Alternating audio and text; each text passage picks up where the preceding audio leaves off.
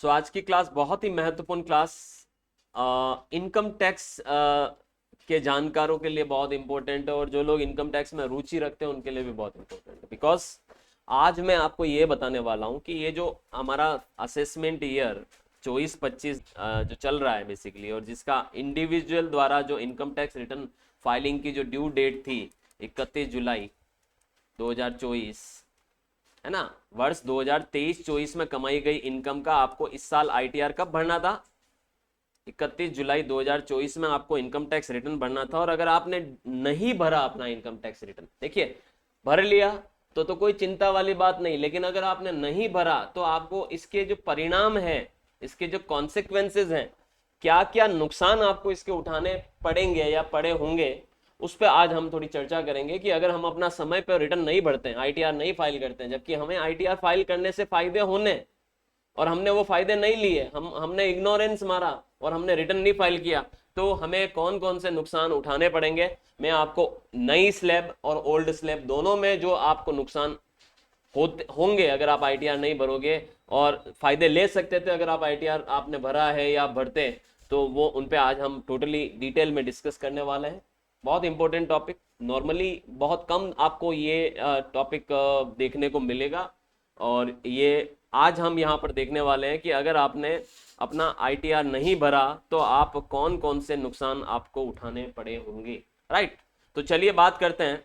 आपको मैं ये भी बता देता हूं कि इनकम टैक्स में अगर आप एक इंडिविजुअल हैं, एक एक एकल व्यक्ति हैं, और आपको आईटीआर भरना होता है, दो ऑप्शन गवर्नमेंट ने आपको दिए हैं। कितने? दो ऑप्शन।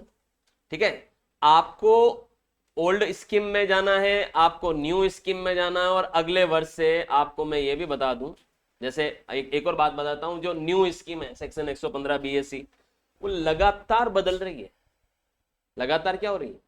चेंज हो रही है। अब आप देखिए कि जो असेसमेंट ईयर है 2022-23 फाइनेंशियल ईयर, उसमें ये ओल्ड स्कीम, ये जो न्यू स्कीम थी, हर 2.5 लाख पे 5-5% की बढ़ोतरी थी, और 15 लाख के बाद 30%। फिर क्या हुआ? असेस फाइनेंशियल ईयर 2023-24, जिसका आपने इस साल रिटर्न भरा होगा, ये हम अगर बात करें तो वर्ष 2024-25 में जो आपने आईटीआर भरा है असेसमेंट ईयर में, वो हम इस ईयर की यहाँ पर कैलकुलेशन देखने वाले हैं। हम इससे पिछले वाले की कैलकुलेशन नहीं देखने वाले। ठीक है, तो अगर आपने 2023-24 में जो कमाई किया, उसका जब आपने अपना रिटर्न भरा होगा, न्यू स्लैब अगर आपने ली, जो कि इस साल क्या कर दी? मैंडेटरी कर दी, और ओल्ड स्लैब को ऑप्शनल कर दिया। अगर आप ओल्ड स्लैब में जाना चाहते हैं तो आपको 10IEA एक फॉर्म डिक्लेरेशन के रूप में जमा कराकर आप ओल्ड स्लैब में जा सकते हैं। तो मैं यहाँ पर आपको तीनों ऑप्शन बताने वाला हूँ कि अगर कोई व्यक्ति ओल्ड स्लैब में अपना आईटीआर भरता है तो उसको क्या बेनिफिट्स मिलते हैं इंडिविजुअल को। अगर कोई व्यक्ति 22-23 में कमाई गई इनकम का रिटर्न भी इस साल भरा होगा उसने, बी लेटेड रिटर्न अपनी, क्योंकि आप बी लेटेड रिटर्न भर सकते हो फाइन चुका कर, है ना, लेट फीस चुका के। तो आपने अगर अपना रिटर्न भरा होगा तो आपको वो बेनिफिट कौन कौन से मिल जाते हैं। और अगर आपने यहाँ 23-24 वाली इनकम नई स्लैब में अगर आपने बताई, तो 115 बीएससी में आपको क्या क्या फायदे यहाँ पर मिल सकते हैं। तो देखिए, अगर आप रिटर्न भरते हो, एक इनकम कमाने वाले एक व्यक्ति हो, आप एसएससी हो, आप करदाता हो, और अगर आप इनकम टैक्स रिटर्न भरते हो तो आपको लगभग एक इंडिविजुअल को इनकम टैक्स में 70 प्रकार के डिडक्शन और एग्जेम्पशंस का बेनिफिट मिलता है। क्या करने से? रिटर्न फाइल करने से। कितनी प्रकार के? 70 types of deductions and exemptions. हालांकि ये डिडक्शंस एंड एग्जेम्पशंस आपको ओल्ड स्लैब में ज्यादा मिलेंगे, नई स्लैब में सरकार ने इसको थोड़ा सा क्या कर दिया है? कम कर दिया है। लेकिन नई स्लैब आपके लिए फायदेमंद हो सकती है अगर आप इस तरीके के डिडक्शंस और एग्जेम्पशंस नहीं लेना चाहते हैं। तो फिलहाल मैं अभी आपको सारे के सारे डिडक्शंस और एग्जेम्पशंस के बारे में यहाँ पर डिस्कस करूंगा इस क्लास में, कि कौन कौन से डिडक्शंस और एग्जेम्पशंस हमने अपनी एक मिस्टेक की, हमने अपना रिटर्न नहीं भरा और हमें वो मिल सकते थे और हमने नहीं लिए उसके, तो हमें कौन कौन से नुकसान हुए हैं या हो सकते हैं अगर हमने आईटीआर नहीं भरा इस साल। तो ठीक है, तो आप देखिएगा कि कौन कौन से बेसिकली आपको फायदे मिलते हैं और कौन कौन से डिडक्शंस और एग्जेम्पशंस एक इंडिविजुअल ले सकता है। सबसे पहले बात करते हैं 87A की रिबेट। कौन सी? 87A की रिबेट। रिबेट के बारे में मैं पहले भी बता चुका हूं आपको। रिबेट सिर्फ एक व्यक्ति विशेष को मिलती है जिसकी इनकम गवर्नमेंट द्वारा बताई गई लिमिट से क्या हो, कम हो। और अगर आप ओल्ड स्लैब में हैं, जा रहे हैं, तो आपको 5 लाख रुपए तक की अगर सालाना वार्षिक इनकम है तो आपको 87A की रिबेट मिलती है। और अगर ये रिबेट आपको मिल गई ना, यानी अगर आपकी 5 लाख से कम इनकम है और अगर आपको रिबेट मिली, तो हो सकता है आपका पूरा टैक्स लायबिलिटी क्या हो जाए, 0 हो जाए, है ना। अब आप सर हो सकता है क्यों बोले, क्या बोले, हो सकता है कि आपकी इनकम जो है इनकम पे जो टैक्स लायबिलिटी वो 0 हो जाए। इसको मैं आपको थोड़ा सा डिस्क्राइब करूंगा, तो मैं बताता हूं ऐसा मैंने क्यों बोला। देखिए यहां पर 2 व्यक्ति है, अरुण और वरुण, दोनों की इनकम मान लो 4,90,000 रुपए वार्षिक है, अरुण की भी और वरुण की भी। लेकिन दोनों की इनकम में आपको मैं ये भी बता देता हूं, दोनों की इनकम में देखिए ये टोटल इनकम है, ठीक है, दोनों की, ये अरुण और वरुण की दोनों की इनकम मैंने लिखी है 4,90,000।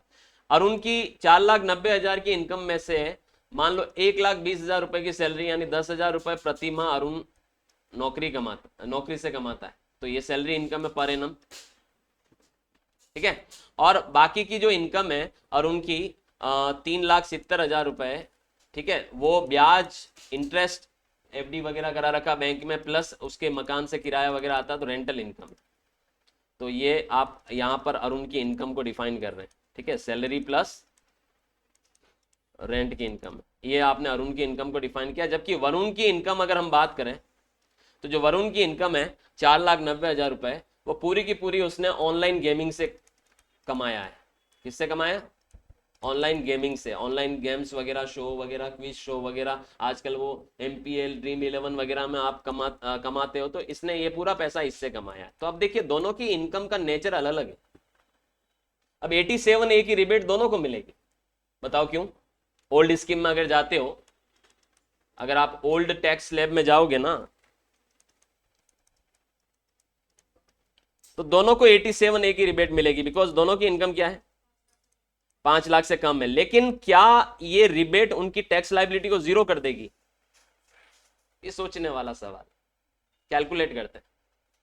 अब देखिए एक बात बता देता हूं, जो नेचर ऑफ इनकम है, सैलरी, ब्याज या रेंट, ये नॉर्मल इनकम मानी जाती है, स्लैब वाली इनकम मानी जाती है। तो ये सारी की सारी जो 4,90,000 रुपए की इनकम है, वो क्या है, अरुण की कौन सी इनकम है, नॉर्मल इनकम है। कितनी, पूरी की पूरी इनकम स्लैब रेट वाली नॉर्मल इनकम है 4,90,000। और अगर हम ओल्ड स्लैब में टैक्स की बात करें, तो इसके 4,90,000 पे जो टैक्स बनेगा, पहले 2.5 लाख पर, मान लो अरुण और वरुण दोनों 60 साल से कम उम्र में हैं, दोनों ऑर्डिनरी रेसिडेंट है भारत के, क्योंकि अगर नॉन रेसिडेंट होंगे तो आपको रिबेट नहीं मिलने वाली, याद रखिएगा, ठीक है। तो दोनों भारत के सामान्य नागरिक है, दोनों की उम्र 60 साल से कम है, तो 2.5 लाख रुपए तो आपको एग्जेम्पशन मिल रहा है, ठीक है। और ऊपर का जो 2,40,000 रुपए है, उस पर आपको 5%, तो 2,40,000 का 5% टैक्स कितना बनेगा, 12,000 रुपए टैक्स बन रहा है। और 87A की जो रिबेट होती है, उसका क्या नियम होता है, 87A का नियम ये होता है कि या तो आपका 12,500 रुपए का मैक्सिमम डिडक्शन ले लो, या फिर जो एक्चुअल टैक्स बन रहा है, दोनों में से जो भी कम हो, जो भी उसकी छूट मिल जाएगी। तो ऐसे केस में आपका 12,000 का टैक्स बन रहा है, तो 12 में से 12 गए, तो आपकी टैक्स लायबिलिटी क्या होगी, 0 हो गई, यानी अरुण को कोई टैक्स नहीं देना। अब बात करते हैं वरुण की। वरुण की इनकम नॉर्मल इनकम नहीं है, वरुण की इनकम कैजुअल इनकम है, याद रखिएगा, कैजुअल नेचर की है। और आपको यह भी बता देता हूं, यानी ये अदर सोर्सेज में आती है कैजुअल इनकम। और वरुण ने जो इनकम कमाई वो 30% फ्लैट रेट में आती है, यानी वरुण की जो पूरी की पूरी 4,90,000 रुपए की इनकम है, वो कितने परसेंट वाली है, 30% वाली है। इसलिए टैक्स 30% कैलकुलेट करो आप इस 4,90,000 का। अब एक और बात बताता हूं, 4,90,000 का पूरा पूरा 30% नहीं कैलकुलेट करना है, 2.5 लाख का एग्जेम्पशन आपको हर हाल में मिलेगा। तो 2.5 लाख माइनस कर दो, ऊपर के 2,40 का 30%, 72,000 रुपीज हो जाता है टैक्स। अब 87A की रिबेट इसको भी मिलेगी, लेकिन या तो 12,500 या फिर 72,000, अब दोनों में से जो भी कम हो, तो 12,500 कम है, तो आपका इसका मतलब ये हो गया है कि इसमें से 72,000 में से आपको 12,500 की रिबेट मिल जाएगी, बाकी आपका लाइबिलिटी बन जाएगा जो आपको चुकाना है गवर्नमेंट। कितना बन जाएगा? 59,500। ये गवर्नमेंट को टैक्स देना ही देना है। इसीलिए कभी भी ध्यान रखना, आप ये हरगिज मत सोचिएगा कि 87A की रिबेट मिलने की वजह से आपका टैक्स लाइबिलिटी शून्य हो जाएगा। यानी आप दिमाग में इनकम टैक्स को ऐसे मत फिट करिएगा कि यार मेरी 5 लाख से कम इनकम है तो मेरा कोई टैक्स ही नहीं बनेगा। भैया नहीं, आप गलत सोच रहे हो, आप गलत कैलकुलेट कर रहे हो। आपको ये सोचना पड़ेगा, आपको ये पहले फाइंड आउट करना पड़ेगा कि आपकी इनकम क्या है सबसे पहले तो, क्योंकि इनकम की नेचर के अनुसार ये तय होगा कि आपकी टैक्स जीरो होनी है या नहीं होनी है।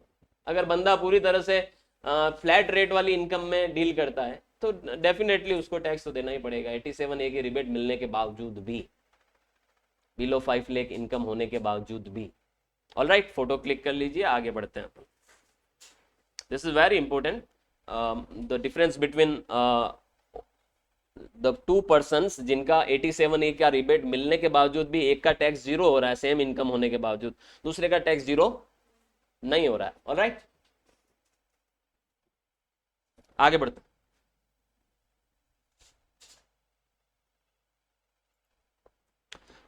देखिए, सबसे पहला बेनिफिट मिलता है 87A की रिबेट मिलती है। ओल्ड स्लैब में ये 5 लाख पे मिलती है। जो नई स्लैब 2022-23 में थी उसमें भी आपको 5 लाख की रिबेट थी, क्योंकि उसमें हर 2.5 लाख पर 5-5% की बढ़ोतरी थी।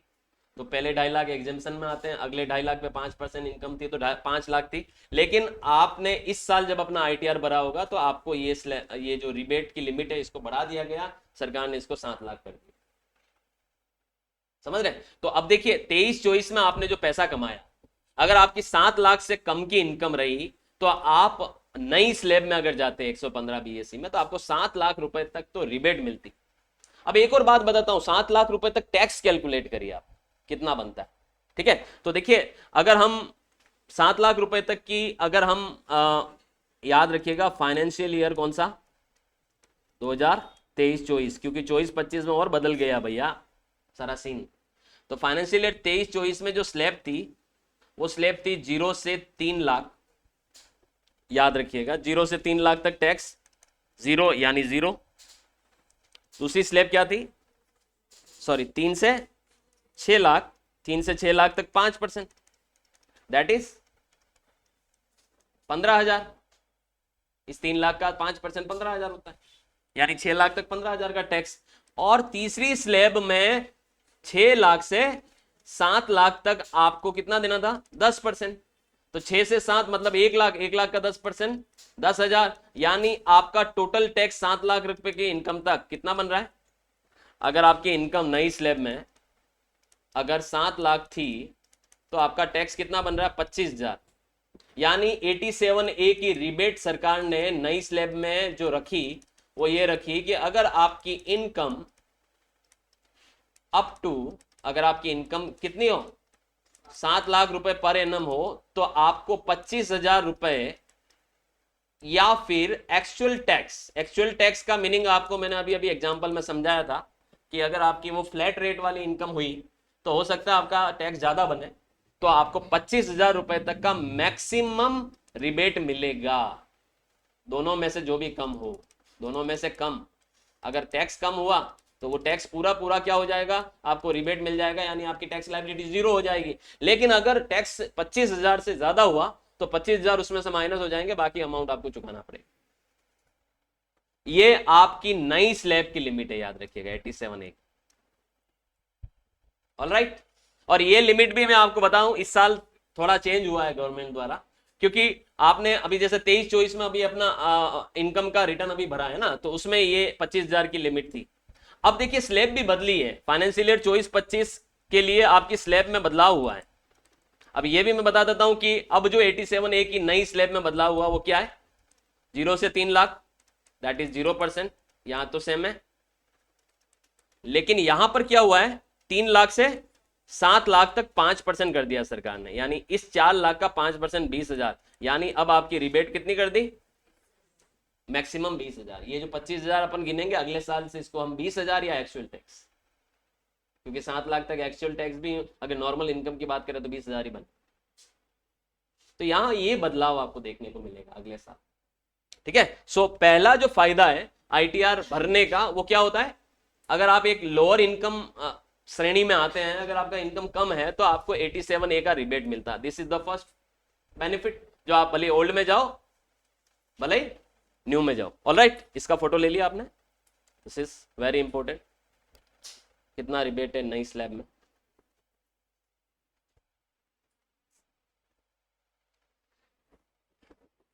देखिए ये जो वीडियोस हैं ये बेसिकली अगर आप एकदम समझकर इनको सुनोगे देखोगे तो ये कॉन्सेप्ट ऐसी चीज है जो फिट हो जाएंगे हमेशा के अंदर, रटे नहीं जा सकता, है ना। तो अच्छे से आपको सुनना है, समझना है, कहीं कोई डाउट हो तो पूछना है और नोट डाउन जरूर करना।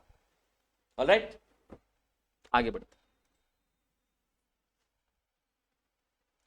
दूसरा जो बड़ा बेनिफिट होता है एक इंडिविजुअल को, वो होता है स्टैंडर्ड डिडक्शन का। इंडिविजुअल को ये बेनिफिट मिलता है स्टैंडर्ड डिडक्शन का, और आपको ये भी बता देता हूं, ये डिडक्शन आपको स्टैंडर्ड डिडक्शन का बेनिफिट तभी मिलेगा जब आपकी इनकम कौन से हेड की हो, सैलरी हेड की।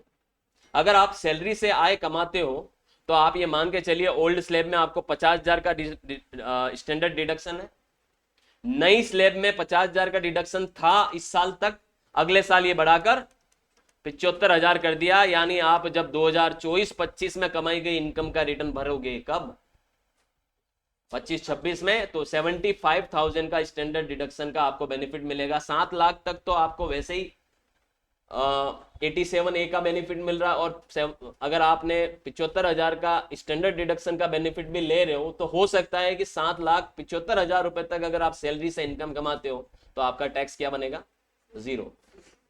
7,75,000 रुपए सैलरी से इनकम कमाने वाले व्यक्ति का टैक्स 0 होगा जब वो 25-26 में अपना आईटीआर भरेगा।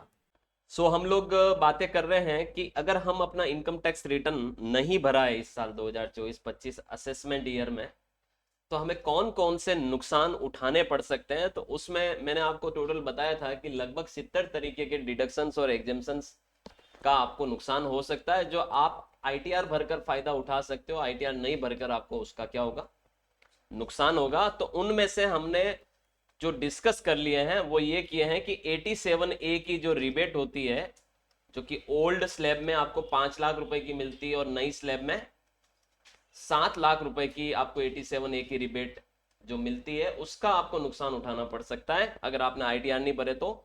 दूसरी चीज हमने देखा था कि अगर आप सैलरीड इनकम है आपकी और आप सैलरीड हैं तो आपको स्टैंडर्ड डिडक्शन की 50,000 रुपए का क्या हो जाएगा, नुकसान उठाना पड़ेगा। और अगर आप नई स्लैब में हैं अभी तक तो 2024-25 फाइनेंस असेसमेंट ईयर तक तो आपको 50,000 का उसमें भी स्टैंडर्ड डिडक्शन का लॉस उठाना पड़ सकता है। ये लॉस सिर्फ सैलरी इनकम वालों को होता है।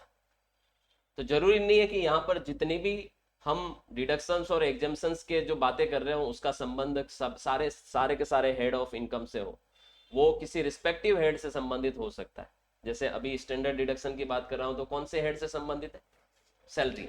जैसा कि मैं आपको सबको बता दूं कि एक व्यक्ति इनकम टैक्स डिपार्टमेंट के अनुसार 5 तरीके से अपनी आय कमा सकता है। कितनी तरीके से, 5 तरीके से। इनको हम सोर्स ऑफ इनकम भी कहते हैं और इनको हम हेड ऑफ इनकम भी कहते हैं। इनकम के प्रकार कितनी प्रकार के होते हैं, 5 प्रकार की इनकम होती है। पहली इनकम होती है सैलरी इनकम। अगर आप नौकरी करोगे तो आपको वेतन से इनकम होगी, आप कहीं पर भी नौकरी करोगे तो आपका बॉस आपको क्या देगा, सैलरी देगा, तो वो आपकी सैलरी इनकम होती है।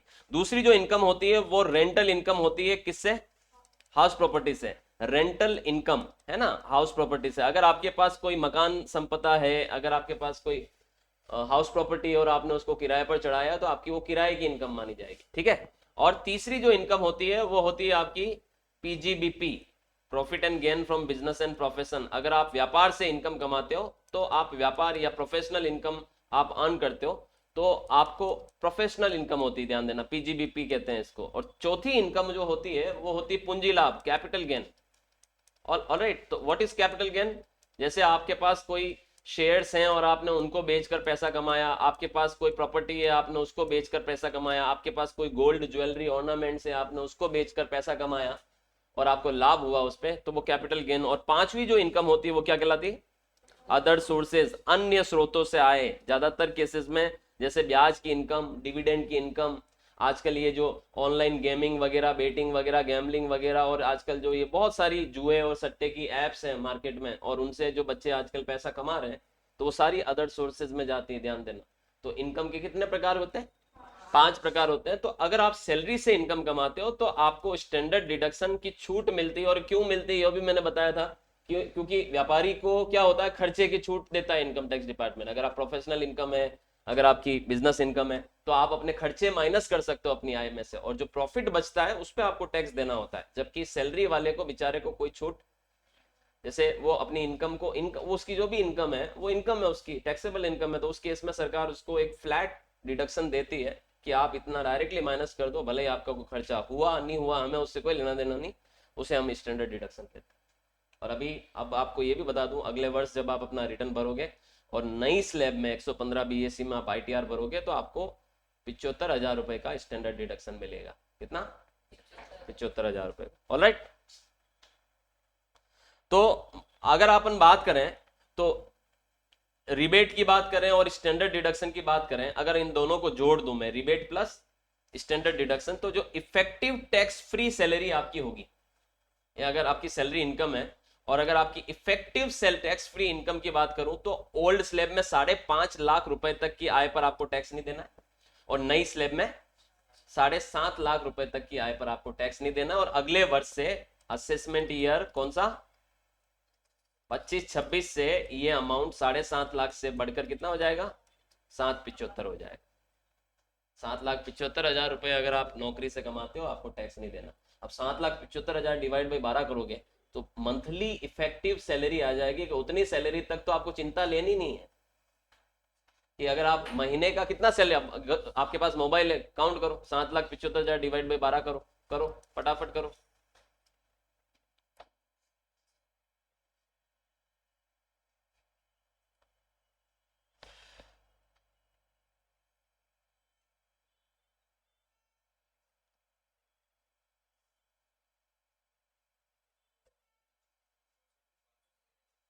है, स्मार्टफोन का सही इस्तेमाल करना भी सीख। कितना आया? 64,583 रुपए अगर आप महीने का सैलरी से कमाते हो और इसके अलावा आपकी कोई अदर इनकम नहीं है, सुनना मेरी बात, क्या बोल रहा हूं मैं, 64,000, 64,500 रुपए तक की सैलरी इनकम महीने की है आपकी, और अगर आपकी कोई अन्य इनकम नहीं है, तो अगले वर्ष से आपको इस 1 रुपये का भी टैक्स नहीं देना। आपका टैक्स कितना है? 0 होगा। तो आप ये समझ लीजिए, इनकम टैक्स का जो दायित्व है चुकाने का, जो लाइबिलिटी बनती है, वो उन लोगों की बनती है जिनका एक रिस्पेक्टिव अमाउंट से ज्यादा इनकम होता है। और नौकरी, अब देखिए, अब जिसका सोचे ना, जिसका महीने का 50,000 रुपए का सैलरी का इनकम है, वो क्यों सोचेगा इनकम टैक्स के बारे में? क्योंकि उसका तो टैक्स बनता ही नहीं है, तो सोचेगा ही क्यों? सोचना किनको है? जो हायर इनकम कमाते हैं, ज्यादा आय कमाते हैं, उनको सोचना है। समझ रहे हैं?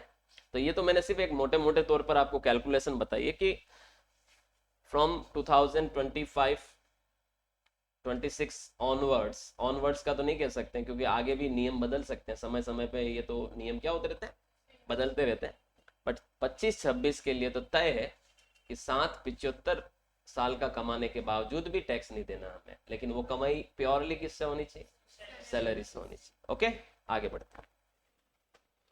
सो ओवरऑल अगर हम बात करें 87A की रिबेट की, तो 12,500 ओल्ड स्लैब में रिबेट है, और जो 115 बीएससी न्यू स्लैब है, देखिए ये जो अलग अलग यहाँ पर आपको कॉलम बना रखे हैं, ये न्यू स्लैब है। ये न्यू स्लैब 23-24 फाइनेंशियल ईयर की थी, ये न्यू स्लैब 22-23 फाइनेंशियल ईयर की थी। तो इस पे मैं चर्चा ज़्यादा नहीं कर रहा हूँ, क्योंकि ये तो फिर पुरानी बात हो गई, और ये ओल्ड स्लैब है। तो मैं सिर्फ पहले कॉलम को, लास्ट कॉलम को ही आपको बताऊंगा, क्योंकि अभी इस साल जो आपने रिटर्न भरा होगा वो या तो इस स्लैब में गए होंगे या इस वाली स्लैब में गए होंगे, या तो ओल्ड में गए होंगे या गोल्ड में गए होंगे, मतलब नई में गए होंगे। Why new slab is called gold? Because new slab में आपको इनकम टैक्स एग्जेम्पशंस भी बड़ा है, ज़्यादा है, यानी 2.5 की बजाय 3 लाख का एग्जेम्पशन है। स्लैब में जो रेट्स हैं वो भी थोड़ी थोड़ी करके बढ़ रही है, तो 15 लाख रुपए तक न्यू और ओल्ड में बहुत ज़्यादा डिफरेंस है। अगर 15 लाख रुपए तक की इनकम है आपकी, तो न्यू स्लैब में आपको सिर्फ 1,50,000 रुपए का टैक्स है, जबकि ओल्ड स्लैब में 2,62,500 रुपए का टैक्स है। तो इसीलिए इसको मैं गोल्ड बोल रहा हूँ, बिकॉज इसमें टैक्स कम इनकम वालों के कम बन रहा है। ठीक है, अच्छा और चीजें में अपन डिस्कस करें तो एक होता है एचआरए का एग्जेम्पशन। क्या होता है एचआरए का एग्जेम्पशन? मैं आपको ये समझाता भी चल रहा हूँ साथ साथ में कि होता है क्या, और आगे जाके हम जब हेड वाइज पढ़ाई करेंगे, एक एक हेड को डिटेल में पढ़ेंगे, तब मैं इनके बारे में और ज्यादा डिटेल में बताऊंगा। देखिए एचआरए का जो एग्जेम्पशन होता है वो सिर्फ सैलरी इनकम वालों को मिल सकता है। किसको? जिसकी आय कैसे होती हो? सैलरी से होती है। अब व्हाट इज एचआरए ये भी आप समझिए, हाउस रेंट अलोवेंस। पूरा नाम क्या होता है कॉपी में लिखिएगा आप लोग, HRA equal to house rent allowance.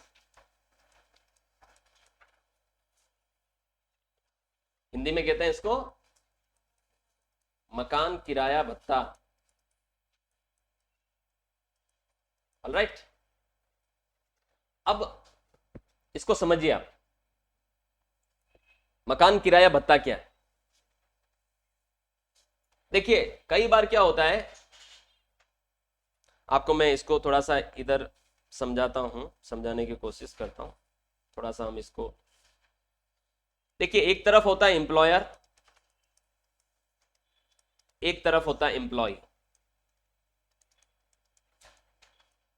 ठीक है, मान लो एम्प्लॉयर, हम एक एग्जांपल लेते हैं हिंदुस्तान जिंक के। हिंदुस्तान जिंक में आप उदयपुर में आपका मान लो नौकरी लगा, एम्प्लॉय है मिस्टर श्रीनिवास। मान लो श्रीनिवास एक मैकेनिकल इंजीनियर है और ये है केरला से। इनका इंटरव्यू हुआ और हिंदुस्तान जिंक में सेलेक्ट हो गए, और हिंदुस्तान जिंक की कौन सी ब्रांच में? उदयपुर ब्रांच में इनको पोस्टिंग दी हिंदुस्तान जिंक। ठीक है, अब क्या होगा कि श्रीनिवास के सामने सबसे बड़ी जो प्रॉब्लम रहने वाली वो ये रहने वाली कि यार केरला से बंदा राजस्थान आएगा, तो सबसे पहला उसका जो सवाल होगा इंटरव्यू में, उसने जो पूछा होगा वो क्या पूछा होगा कि सर मैं रहूंगा कहाँ? मेरा मकान तो है नहीं उदयपुर में कि मैं रोज वहां से मकान से ऑफिस आऊं जाऊं। तो ऐसे केस में जब कोई भी इंप्लॉय डीलोकेट होता है अपनी नेटिव प्लेस से निकलकर जॉब करने के लिए, जब वो बड़े शहरों में जाता है, किसी कंपनीज में जाता है, तो उसके सामने रहने का प्रॉब्लम आता है। अब ऐसा तो नहीं कि यार नौकरी लगते ही बंदा उदयपुर में मकान खरीद लेगा। तो ऐसे केस में वो कहीं ना कहीं किराए पे रहेगा, रहेगा कि नहीं रहेगा बताओ?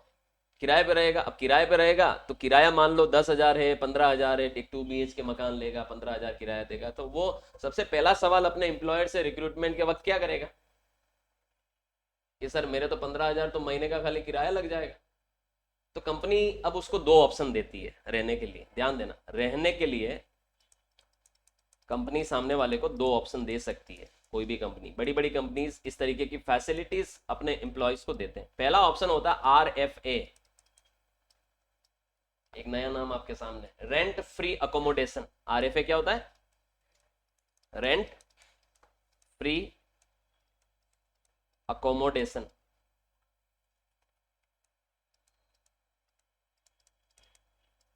और दूसरा ऑप्शन होता है HRA, हाउस रेंट अलोवेंस। ये 2 ऑप्शन होते हैं जो एक एम्प्लॉयर अपने एम्प्लॉय को ऑफर कर सकता है। पहला ऑप्शन होता है रेंट फ्री अकोमोडेशन। का मतलब ये होता है कि हिंदुस्तान जिंक बोले वो जो HR मैनेजर है वो उसको एक चाबी देगा और ये बोलेगा कि ये अपनी फैक्ट्री है और ये इसके 1.5 किलोमीटर पास में पूरी की पूरी अपनी कंपनी की एक कॉलोनी है, उसमें आपको ये फ्लैट दिया जा रहा है और ये चाबी, आप वहीं रहिए। किराया मुक्त मकान सुविधा देना। बहुत सारी कंपनियां जिनके खुद के हाउसेज होते हैं, जिनके खुद के अपार्टमेंट्स होते हैं, जिनके खुद के बोलते हैं ना रेसिडेंट प्लेसेस होते हैं, तो कंपनी अपने स्टाफ को देती है, क्वार्टर्स देती है। तो कंपनी ने अगर आपको ये फैसिलिटी दी कि जाओ और उस मकान में रहो, ये हमारा गेस्ट हाउस या ये हमारा मकान, उसको कहते हैं RFA। ये एक सुविधा होती है। क्या होती है? सुविधा। सुविधा का मतलब है कि आपको मकान दे दिया है, अब आप चाहो तो रहो उसमें। लेकिन हर कंपनी के पास अपने अकोमोडेशन हो जरूरी नहीं। हर कंपनी, हिंदुस्तान जिंक जितनी बड़ी कंपनी हो, ये भी जरूरी नहीं कि जिनके अपनी कॉलोनीज हो, अपने क्वार्टर्स हो, अपना एरिया हो, अपनी बिल्डिंग्स हो। इतने बड़े लेवल पर हर कंपनी हो और हर कंपनी का अपना स्टाफ को देने के लिए मकान हो, ये भी जरूरी नहीं है। तो ऐसे केस में कई सारी कंपनीज क्या करती है, सुविधा नहीं देती है, बल्कि वो उस सुविधा के नाम का पैसा दे देती है। तो अगर श्रीनिवास ने हिंदुस्तान जिंक के मैनेजर को बोला कि सर मैं तो रहूंगा कहाँ पे, तो हिंदुस्तान जिंक का मैनेजर बोलेगा हम आपको इस एरिया में आसपास में आप 2 BHK मकान लेने जाओगे, आपको आराम से 2 BHK फ्लैट 15,000 तक पर मंथ में मिल जाएगा। तो आपको सैलरी के अलावा 15,000 हर महीने एक्स्ट्रा मिलेगा। किस नाम का? HRA। तो ये कहलाता भत्ता। इंग्लिश में अलोवेंसेस कहते हैं, हिंदी में इसको भत्ता कहते हैं।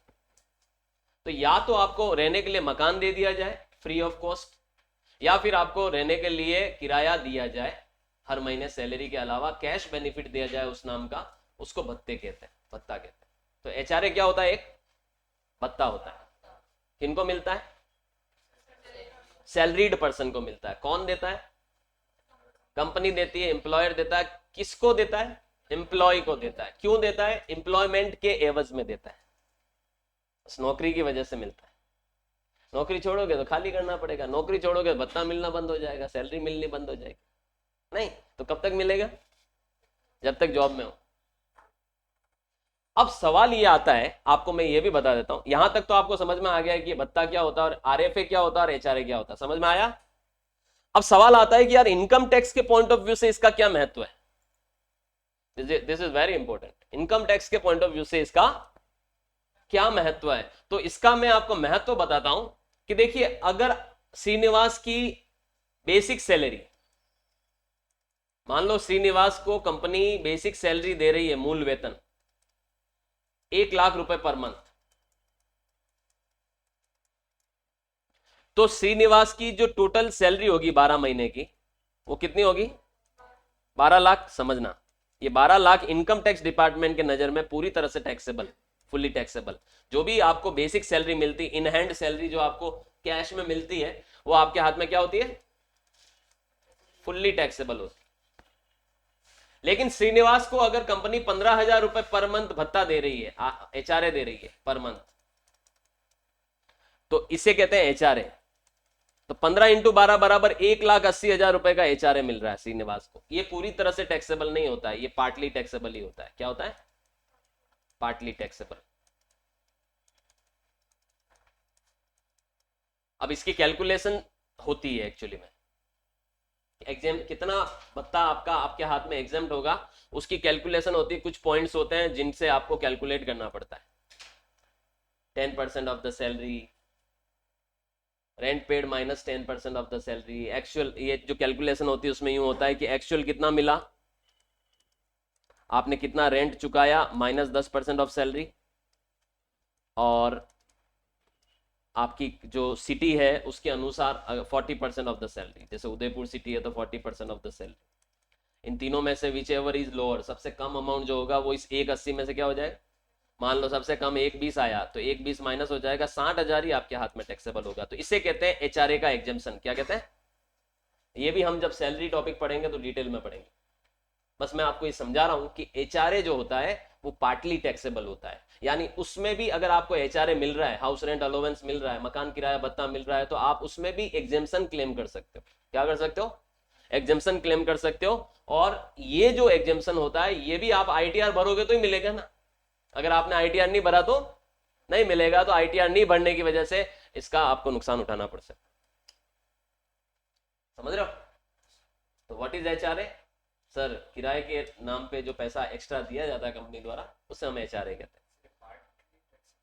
पार्टली टैक्सेबल, कहीं पर भी मैं अगर पार्टली टैक्सेबल बोलूं तो आप ये मान के चलिएगा जितना मिला है पूरा टैक्सेबल नहीं होगा, उसमें से कुछ पार्ट एग्जेम्प्ट होगा, कर मुक्त होगा, और कुछ पार्ट टैक्सेबल होगा। तो पार्टली टैक्सेबल का मतलब है कैलकुलेशन। जहां पर भी क्या लिखा हुआ है पार्टली टैक्सेबल, वहां आपकी कोई ना कोई कैलकुलेशन करनी पड़ेगी एग्जेम्पशंस के लिए, और वो एग्जेम्प्टेड अमाउंट माइनस करने के बाद जो बाहर जो अमाउंट बचेगा वो टैक्सेबल होगा। जैसे इस केस में देखिए, मान लो 180 मिला, 180 में से 120 माइनस हुआ, तो ये 120 एग्जेम्पशन है, तो 60,000 ही टैक्सेबल हुआ। तो ये पार्टली टैक्सेबल कहलाएगा कि जो मिला वो एक्चुअल में पूरा पूरा टैक्सेबल नहीं है, उसमें से कुछ हिस्सा ही क्या हुआ? टैक्सेबल हुआ। ऑलराइट। तो एक चीज और ध्यान रखना, कभी भी ध्यान देना, जब आप सैलरी टॉपिक पढ़ रहे हो तो सैलरी में आपको अलग अलग तरीके से सैलरी मिल सकती है, कई कई सारी चीजों से चीजें आपकी सैलरी इनकम मानी जाएगी। तो कुछ चीजें फुल्ली टैक्सेबल होगी। फुल्ली टैक्सेबल मतलब क्या, जितना मिला पूरा टैक्सेबल, जैसे अभी बेसिक सैलरी। कुछ चीजें पार्टली टैक्सेबल होगी। पार्टली टैक्सेबल मतलब कुछ हिस्सा टैक्सेबल होगा, कुछ हिस्सा एग्जेम्प्ट हो जाएगा, और कुछ चीजें फुल्ली एग्जेम्प्टेड होगी। फुल्ली एग्जेम्प्टेड मतलब एक रुपया भी उसमें से टैक्सेबल नहीं होगा, पूरा एग्जेम्प्ट। तो ये कहलाता है फुल्ली टैक्सेबल, पूर्णतया कर योग्य, आंशिक कर योग्य पार्टली टैक्सेबल, और फुल्ली एग्जेम्प्टेड का मतलब होता है कंप्लीटली कर मुक्त, टैक्स नहीं लगेगा। ऑलराइट, तो ये आप ये मान चलिए, देखिए सुनो, अगर फुल्ली टैक्सेबल है तो यूं का यूं वो अमाउंट आप बाहर जैसे टैक्सेबल वाली लिस्ट में लिख दोगे, जैसे मैंने अभी सैलरी का लिखा कितना 12 लाख। अगर पार्टली टैक्सेबल है मतलब क्या करनी है, कैलकुलेशन करनी है, और ये कैलकुलेशन जो इनकम टैक्स सीखा होगा वही कर पाएगा। समझ रहे हो? आप ये एक्सपेक्ट करोगे एक साइंस वाला बच्चा, एक आर्ट्स वाला बच्चा ये कैलकुलेशन कर लेगा, उसने पढ़ाई नहीं तो कैसे करेगा? जिसने पढ़ा होगा वही कर पाएगा। इसीलिए सीखना बहुत जरूरी होता है, इसलिए डीप लेवल पर सीखना बहुत जरूरी होता है। कुछ लोग तो चाहते हैं कि डायरेक्ट ही एक ये जो ज्ञान है वो किसी गिलास में गोली की तरह मिक्स करके पी जाए और उनको मिल जाए। नहीं भैया, मेहनत करनी पड़ती है, टाइम भी देना पड़ता है। अच्छे अच्छे जो ट्रेनर्स होते हैं उनको सुनना भी पड़ता है, और लंबा भी सुनना पड़ सकता है। इनको हम एकदम शॉर्ट नहीं कर सकते। कॉलेजों में जब आप बीकॉम एमकॉम में इनकम टैक्स पढ़ाया जाता है, एक एक साल तो एक मॉड्यूल चलता है। यहाँ हम फास्ट ट्रैक पे सीखने की कोशिश करते हैं। ऑलराइट, और फुल्ली एग्जेम्प्टेड में भी कोई कैलकुलेशन नहीं होती है, बहुत आसान होता है। उसका जो टैक्सेबल अमाउंट क्या होता है, 0 होता है। लिखा ही आपने, आगे बढ़ते हैं। फोटो खींच लो, काम की चीजें कॉपी में जरूर उतारिए।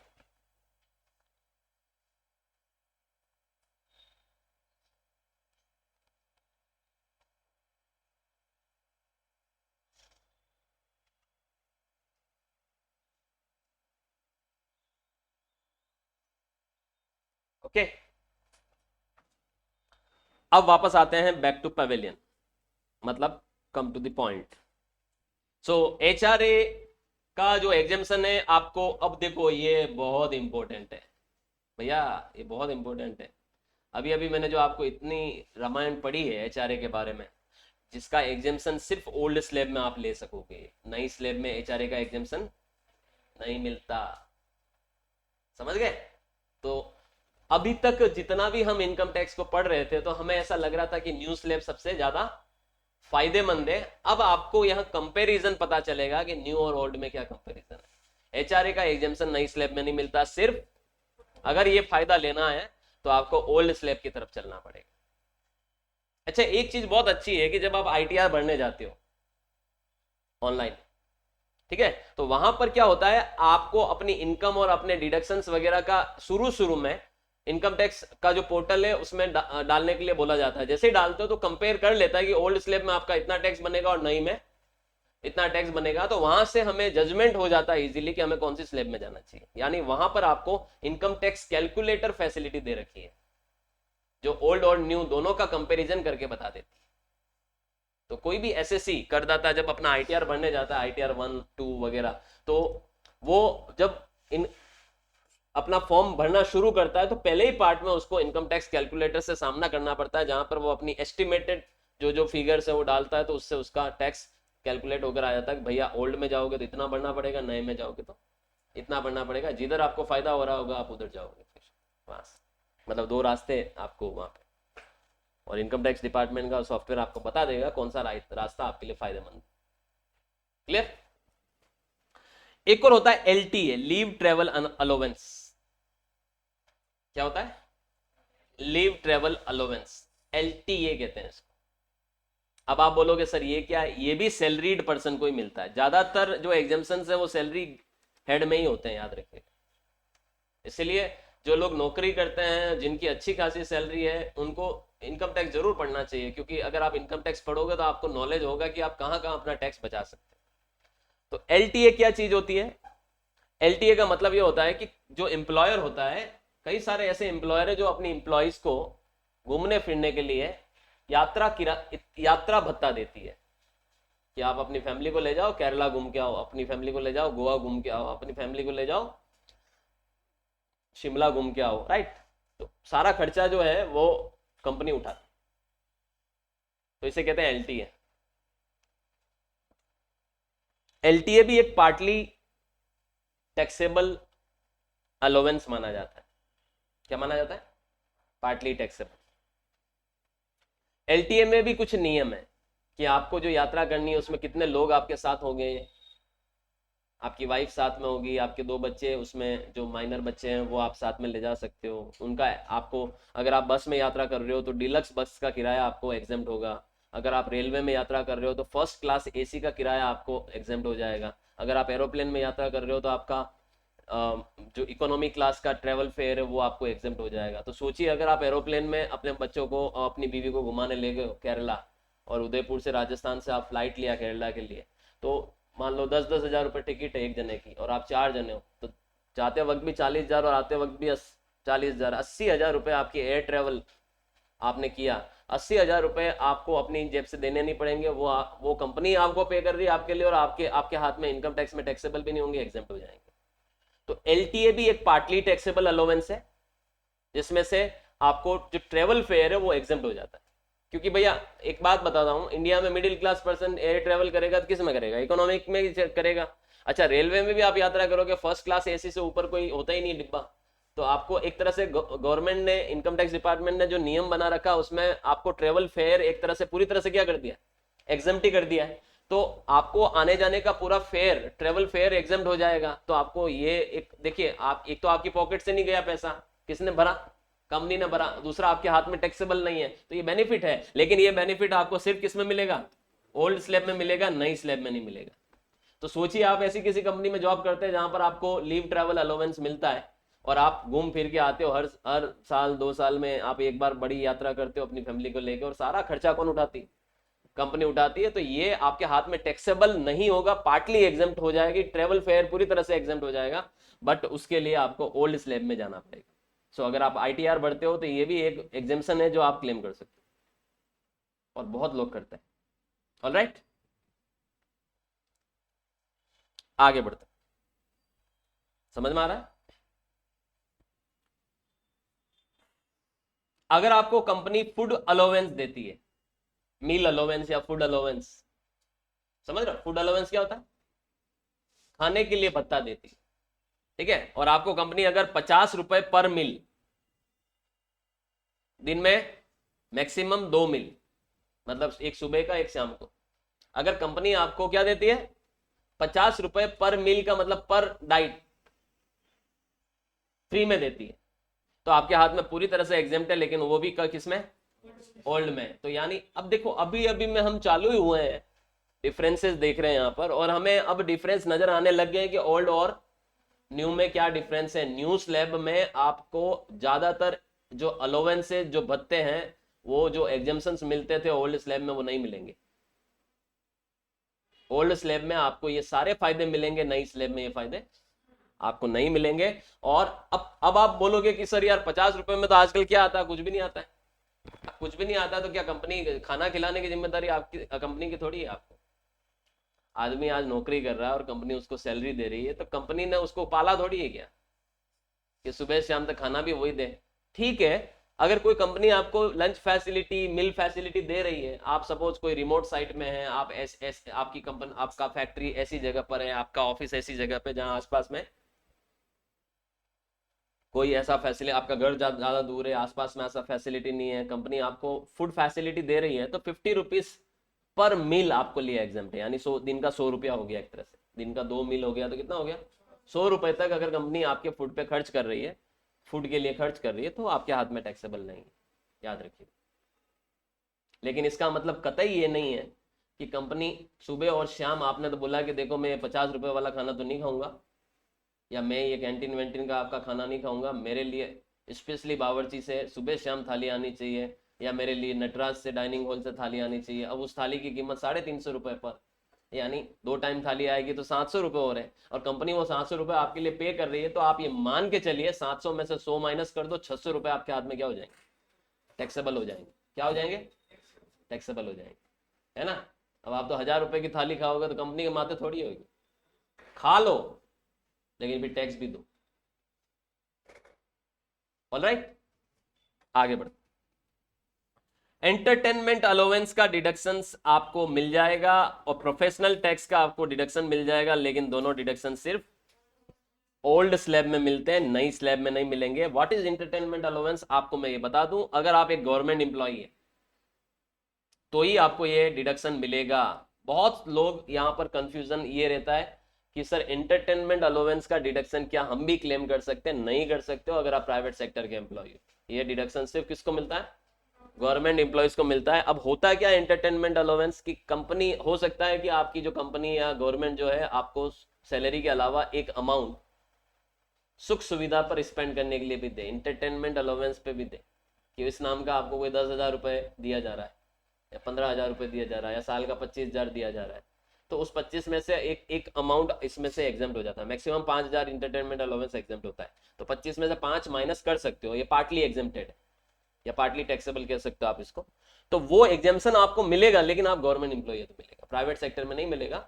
और प्रोफेशनल टैक्स क्या होता है कि बहुत सारे राज्यों में आपकी सैलरी में से एक मिनिमम अमाउंट टैक्स का भी कटता है, एम्प्लॉयमेंट टैक्स भी कहते हैं इसको। तो जिन राज्यों में प्रोफेशनल टैक्स लगता है उन राज्यों में आप अगर गवर्नमेंट जॉब लगते हैं तो आपकी सैलरी में से क्या होता है? प्रोफेशनल टैक्स का एक डिडक्शन होता है, तो आपको उसकी छूट मिल जाती है, मतलब वो आप घटा सकते हो अपनी ग्रॉस सैलरी में से। तो ये दोनों जो चीजें हैं, ये कोई भी व्यक्ति जो ग्रॉस टैक्सेबल सैलरी आती है उसमें से माइनस कर सकते हैं। तो ये दोनों चीजें आप तभी माइनस कर सकते हो जब आप ओल्ड स्लैब में अपना रिटर्न फाइल कर रहे हो, नई स्लैब में जाओगे तो ये दोनों फायदे आपको नहीं मिलने वाले। ऑलराइट, जैसे अभी मैं प्रोफेशनल टैक्स की बात करूं तो राजस्थान में प्रोफेशनल टैक्स एप्लीकेबल नहीं होता, तो अगर हम राजस्थान में कहीं जॉब कर रहे हैं तो हमारे नहीं कटेगा ये प्रोफेशनल टैक्स। लेकिन अगर हम जैसे बिहार, छत्तीसगढ़ जैसे राज्यों में वहां पर प्रोफेशनल टैक्स एप्लीकेबल है, तो वहां आपकी सैलरी में से एक मिनिमम अमाउंट कटेगा और आपको उसका टैक्स बेनिफिट भी मिलेगा, आप अपनी ग्रॉस सैलरी में से उसे माइनस कर सकते हैं, और ये ओल्ड स्लैब में ही आपको फायदा मिलेगा। और ये जितनी भी चीजें अपन पढ़ रहे हैं इसको हम बहुत डिटेल में जब सैलरी हेड पढ़ेंगे तब समझेंगे। और भी अभी हम सिर्फ मोटे मोटे तौर पे समझ रहे हैं कि what are the consequences of not filing of ITR, तो उसमें हम बातें कर रहे हैं कि यार अगर हम रिटर्न नहीं भरेंगे तो ये नुकसान हमें उठाने पड़ सकते हैं। हम सिर्फ नुकसान पे बातें कर रहे हैं, नुकसान की जो डिटेल्स हैं कि यार कैलकुलेट कैसे करें एग्जाम्पशंस, तो वो हम अभी डिस्कस नहीं कर रहे, क्या होता है और क्यों उसका नुकसान आपको ओल्ड में होगा या न्यू में होगा, उस पर चर्चा कर रहे हैं। So there are some deductions and some exemptions जो आपको उठाने पड़ सकते हैं लॉस अगर आपने अपना ITR नहीं भरा। सो हम लोग जो टॉपिक पढ़ रहे हैं वो हम ये पढ़ रहे हैं कि अगर हमने वर्ष 2024-25 असेसमेंट ईयर का ITR नहीं फाइल किया तो हमें कौन कौन से नुकसान हो सकते हैं, तो वो हम डिस्कस कर रहे हैं। और इसमें हमने अब तक रिबेट पढ़ा, स्टैंडर्ड डिडक्शन पढ़ा, HRA का एग्जेम्पशन पढ़ा, LTA का एग्जेम्पशन पढ़ा, मील अलाउंस या फूड अलाउंस का नुकसान हमने पढ़ा, एंटरटेनमेंट अलाउंस और प्रोफेशनल टैक्स के बारे में हमने डिस्कस किया। ठीक है, अब मैं उसी टॉपिक को कंटिन्यू कर रहा हूं कि आप और क्या मिस कर जाओगे अगर आपने अपना रिटर्न नहीं भरा तो आज की इस क्लास की शुरुआत करता हूं मैं कि आपको ऐसी कोई भी परक्विजिट्स ऑफिशियल पर्पज से दी जाती है। परक्विजिट का मतलब होता है सुविधाएं, परक्विजिट को आप फैसिलिटीज कह सकते हो, पर्क्स कह सकते हो, सुविधाएं कह सकते हो। अगर आपको ऐसी कोई सुविधाएं ऑफिशियल पर्पज से मिली है, ऑफिशियल पर्पज का मतलब है मान लो मेरी नौकरी IT फर्म में हूं मैं, और मान लो मैं सॉफ्टवेयर इंजीनियर हूं, या मैं एक अकाउंटेंट हूं, या मैं कोई भी कंप्यूटर रिलेटेड कोई काम करता हूं, डेटा एंट्री ऑपरेटर हूं, और मान लो मुझे एक लैपटॉप दिया गया कंपनी द्वारा, कि कंपनी मुझे बोलती है कि आपको ये घर पे रहकर काम करना और ये लैपटॉप है, आपको ये मोबाइल फोन है, आपको घर पे रहकर काम करना, 24 आवर चालू करना, और हम आपसे इस मोबाइल के जरिए कनेक्ट रहेंगे और आपको इस मोबाइल का बिल हम सब कंपनी भरेंगे, लैपटॉप का पैसा भी कंपनी ने दिया हुआ है। तो ये फैसिलिटीज हैं जो किसने दी हमें? कंपनी ने दी। लेकिन ये फैसिलिटी पूरी तरह से कंपनी ने किस लिए दी? ऑफिशियल पर्पज से ली के लिए दी। कि आपने लैपटॉप दिया तो इसका मतलब ये थोड़ी कि लैपटॉप पे आप सिर्फ गेम खेलोगे, मूवीज देखोगे, वेब सीरीज देखोगे। आपको लैपटॉप ऑफिस के काम के लिए दिया है, आपको मोबाइल फोन ऑफिस के काम के लिए दिया है। हो सकता है आपको कोई व्हीकल दिया जाए, कार दी जाए, आप मान लो सेल्समैन हो या आप सेल्स मैनेजर हो, आपको रोज टूर करने पड़ते हैं ऑफिस के कामों के लिए, आपको आसपास के 100 किलोमीटर 200 किलोमीटर की रेडियस में जाना पड़ता है अपनी कंपनी के प्रोडक्ट्स की सेल के लिए। तो आपको कंपनी ने गाड़ी दे रखी है और उस गाड़ी में कंपनी पेट्रोल और डीजल डलवा रही है, तो ये फैसिलिटी तो है, लेकिन ये प्योरली 100% किस पर्पज से फैसिलिटी है? ऑफिशियल पर्पज से फैसिलिटी है। तो ऐसी फैसिलिटीज आपको पूरी तरह से एग्जेम्प्ट होती है। मैं बता देता हूं क्या होती है। ये फैसिलिटी हमारे हाथ में बिल्कुल टैक्सेबल नहीं होती है, और ये एग्जेम्पशन आपको ओल्ड स्लैब में भी मिलेगा और ये एग्जेम्पशन आपको न्यू स्लैब में भी मिलेगा। यानी एक ये देखिए, पहला ऐसा एग्जेम्पशन हम अभी डिस्कस कर रहे हैं जो न्यू स्लैब में मिल रहा है। यानी अगर आप किसी भी स्लैब में अपना आईटीआर भरने जाओ, आपको इसका पूरा पूरा एग्जेम्पशन मिल जाएगा, 100% टैक्स फ्री है। बिकॉज ये कोई एक तरह से हम भले इसे फैसिलिटी कह रहे हैं, लेकिन वास्तव में फैसिलिटी है नहीं, ये तो हमारी जॉब को पूरा करने के लिए दिए गए इंस्ट्रूमेंट्स हैं, सुविधाएं हैं जो जॉब से रिलेटेड ही है। तो उसका आप कोई व्यक्तिगत उपयोग तो करोगे नहीं, वो तो पूरी तरह से ऑफिशियल पर्पस के लिए है। सो दे आर एग्जेम्प्टेड, और इसका एग्जेम्पशन आप तभी उठा पाओगे जब आप आईटीआर भरोगे। नहीं भरोगे तो एग्जेम्पशन कैसे क्लेम करोगे? ऑलराइट, अगला देखिए, आपको एक और चीज बताता हूं। अगर आपने होम लोन ले रखा है, हाउसिंग लोन ले रखा है, ठीक है, तो होम लोन लेना बहुत फायदेमंद होता है। आप में से शायद ही बहुत कम लोगों को यह पता होगा कि होम लोन लेना बहुत ज्यादा फायदेमंद होता है। अब आप बोलोगे सर क्यों फायदेमंद होता है? क्योंकि अगर मैंने कोई मकान खरीदने के लिए, बनवाने के लिए लोन ले रखा है, तो उसकी जो मैं किस्त चुकाऊंगा पूरे साल भर में, उस किस्त के दो पार्ट होते हैं। एक तो आपको पता है प्रिंसिपल होता है, मूलधन है ना, एक तो प्रिंसिपल अमाउंट जो आप पे करते हो, और एक उस पे आप ब्याज चुकाते हो। मान लो आपने पूरे साल भर में 3 लाख रुपए की इंस्टॉलमेंट पे की, 3 लाख में से मान लो आपका 1.80 लाख रुपए तो प्रिंसिपल और 1.20 लाख का ब्याज है, तो आपको प्रिंसिपल की छूट मिल जाती है 80C में। किसमें मिल जाती है? होम लोन पर वापस से रीपेमेंट करने पर चुकाए गए प्रिंसिपल की आपको छूट मिल जाती है 80C में। हालांकि वो छूट 1.5 लाख की मिलती है मैक्सिमम, ठीक है। और ब्याज की छूट आपको मिल जाती है सेक्शन 24B में। किसमें? हाउस प्रॉपर्टी हेड की इनकम में आपको ये छूट मिल जाती है ब्याज की।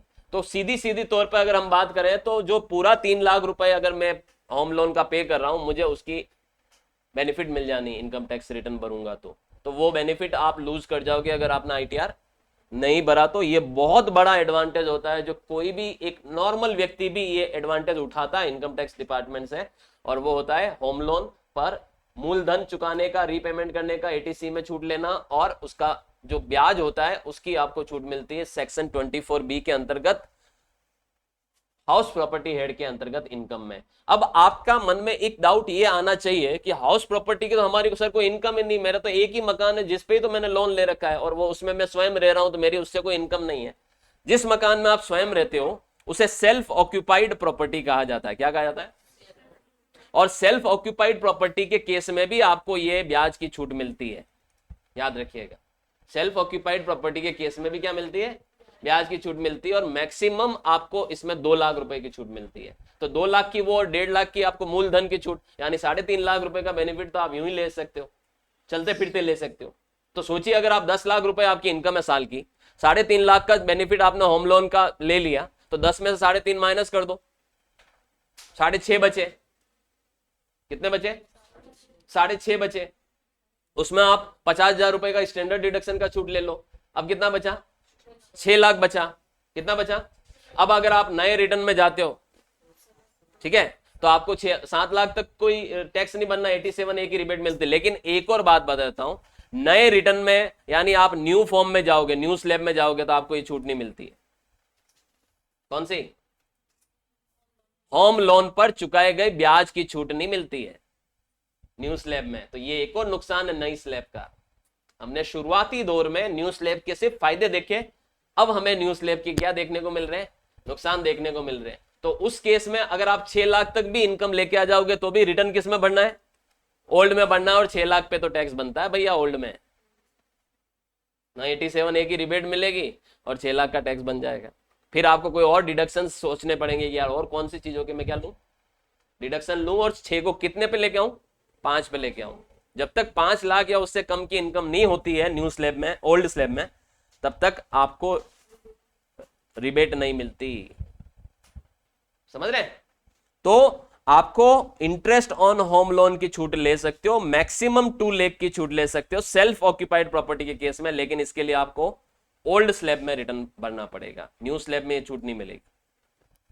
लेकिन एक और बात बता देता हूं, आपका अगर आपने होम लोन ले रखा है और उस पर ब्याज की छूट आपको मिल जाएगी, लेकिन वो प्रॉपर्टी लेट आउट होनी चाहिए, यानी आपकी हाउस प्रॉपर्टी हेड में क्या होनी चाहिए, इनकम होनी चाहिए। आपने ऐसी किसी प्रॉपर्टी पे होम लोन लिया या आपके पास मल्टीपल हाउस प्रॉपर्टीज है जिसमें से एक में आप रह रहे हो और बाकी आपने किराए पर दे रखी है और आपके किराए की इनकम भी हो रही है, किराए की इनकम अगर कोई प्रॉपर्टी निकाल के दे रही है आपको तो उसे लेट आउट प्रॉपर्टी कहते हैं।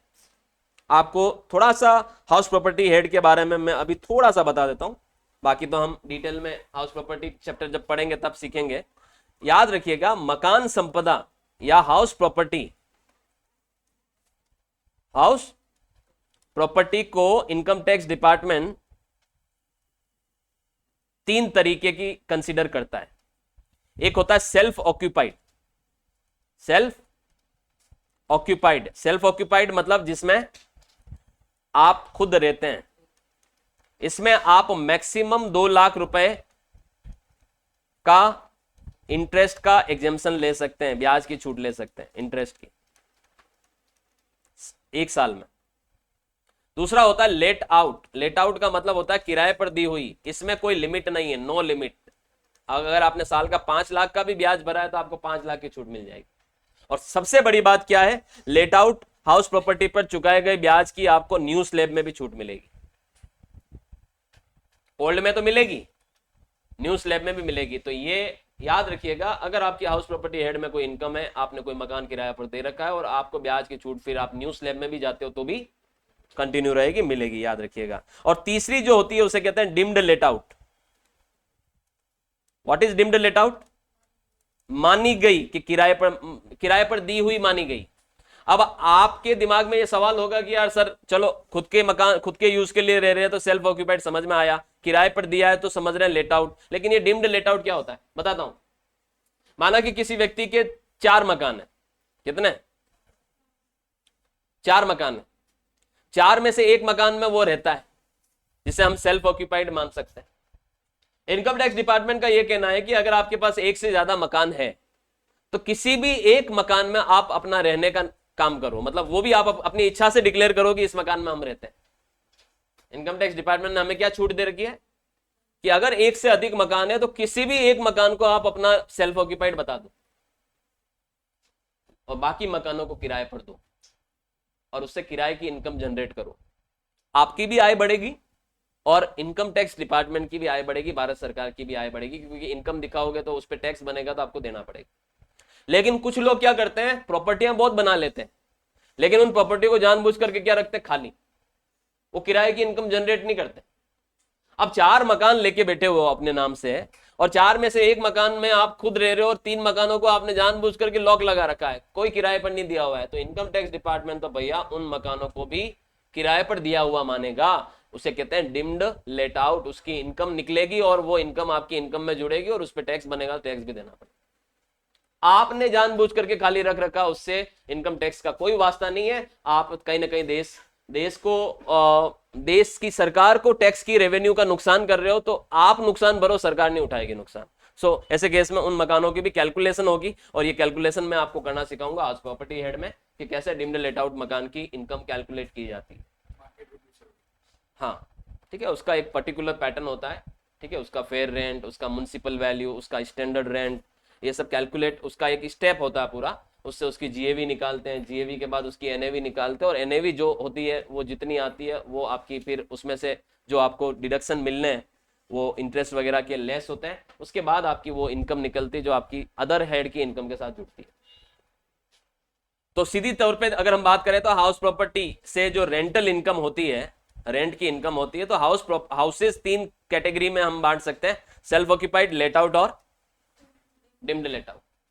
और डिम्ड लेट आउट तब जब 1 से अधिक मकान हो और जानबूझ करके आपने अदर मकानों को खाली छोड़ रखा है, वैकेंट कर रखा है, खाली छोड़ने को वैकेंट कर। आपको फिर ये प्रूव करना पड़ेगा कि आपने पूरे एफर्ट्स डाले हैं उसको किराए पे चढ़ाने के लिए, फिर भी कोई किराएदार नहीं आया है, तो वो आपको साबित करना पड़ेगा, वो साबित नहीं करेंगे। कोई भी चीज अगर हम ये डिक्लेयर कर रहे हैं कि यार हमें तो किराए पे देना है, लेकिन कोई किराएदार ही नहीं आ रहा है, तो आपको साबित करना पड़ेगा उसको, क्योंकि वो किराएदार आ नहीं रहा है। समझ रहे हो? साबित करने के लिए हो सकता है आप अखबार की कटिंगें लगाओ हर महीने की, मैंने हर महीने अखबार में ऐड दिया था, तो साबित करने के लिए आप ये भी बार बार वो उसके फोटो लो, मकान के बाहर टू लेट लगा हुआ है और उस टू लेट के नीचे डेट डाल डाल के फोटो लो, मतलब कुछ भी करके आपको साबित करना पड़ेगा कि मैंने प्रयास किए किराए पर चढ़ाने के, लेकिन किराएदार नहीं आए, तो इसमें मैं क्या करूं? तो उस केस में इनकम टैक्स कंसीडर कर सकता है।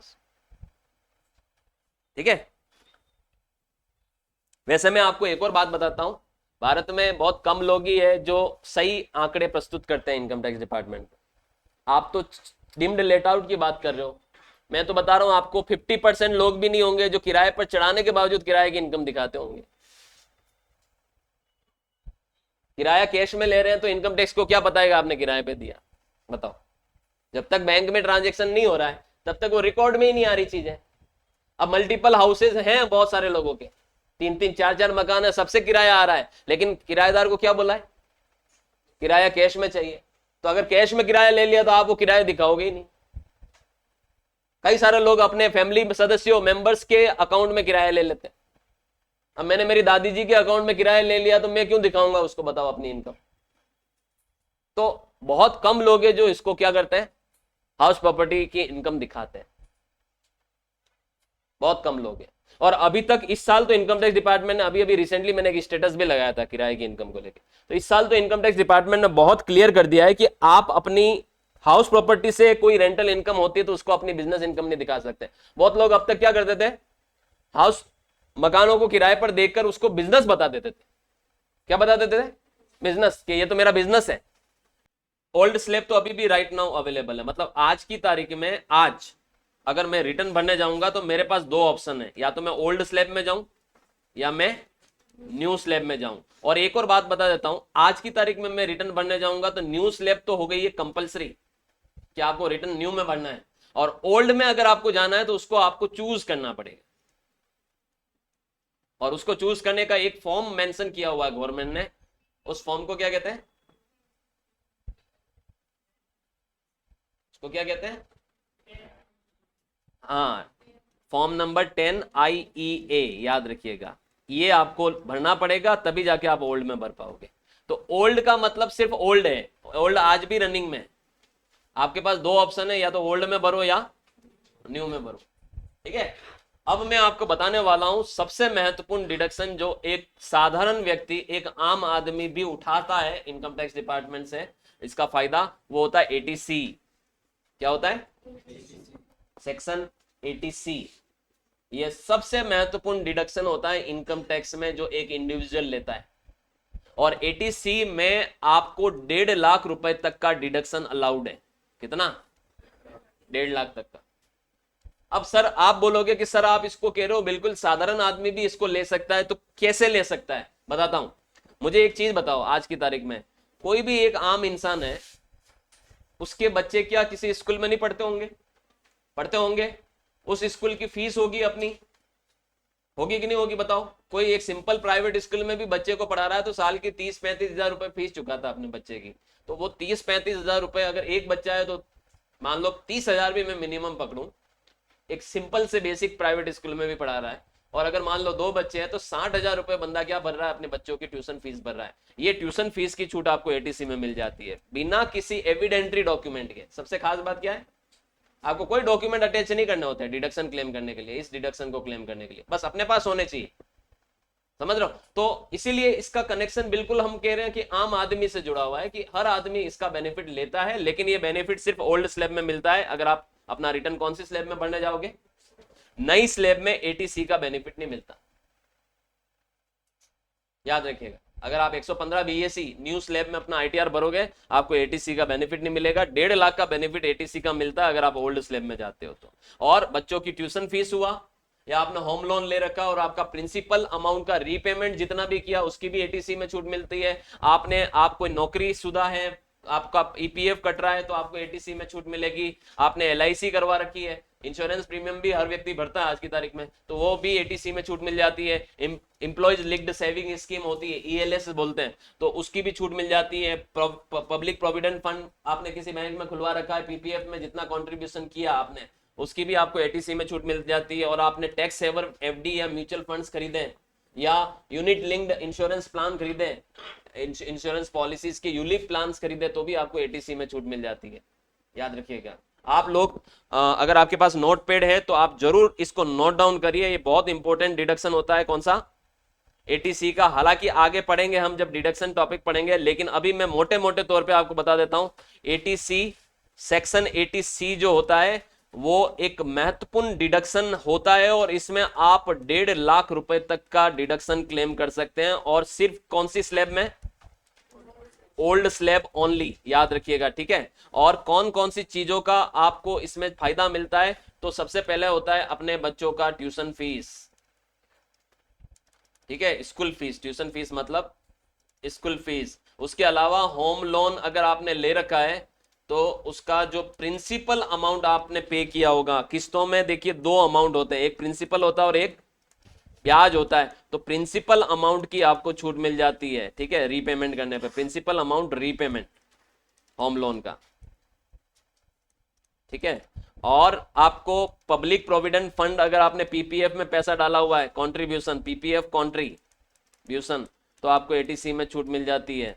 उसके अलावा एम्प्लॉयज प्रोविडेंट फंड के कॉन्ट्रीब्यूशन की छूट भी आपको एटीसी में मिल जाती है, अगर आप नौकरी करते हो और आपका ईपीएफ कटता है तो।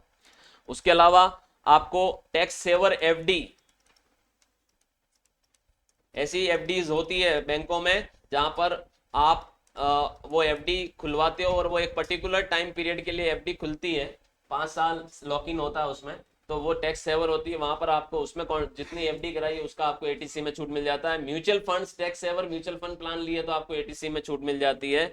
इंश्योरेंस कंपनियों के यूलिप प्लान होते हैं, यूनिट लिंक्ड इंश्योरेंस प्लान, है ना, तो उनकी आपको एटीसी में छूट मिल जाती है। और आपने एक प्लान और सुना होगा, गवर्नमेंट ने एक प्लान और इंट्रोड्यूस किया बैंकों में, सुकन्या समृद्धि अकाउंट, SSY, सुकन्या समृद्धि योजना में अगर आप पैसा जमा कराते हो किसी बच्ची के नाम का अकाउंट खुलवा के, 18 साल तक, जब तक वो बच्ची मैच्योर नहीं हो जाती, ठीक है ना, तो तब तक वो पैसा आप निकाल नहीं सकते हो, तो उसमें कंट्रीब्यूशन अगर आप देते हो तो भी एटीसी में छूट मिलती है।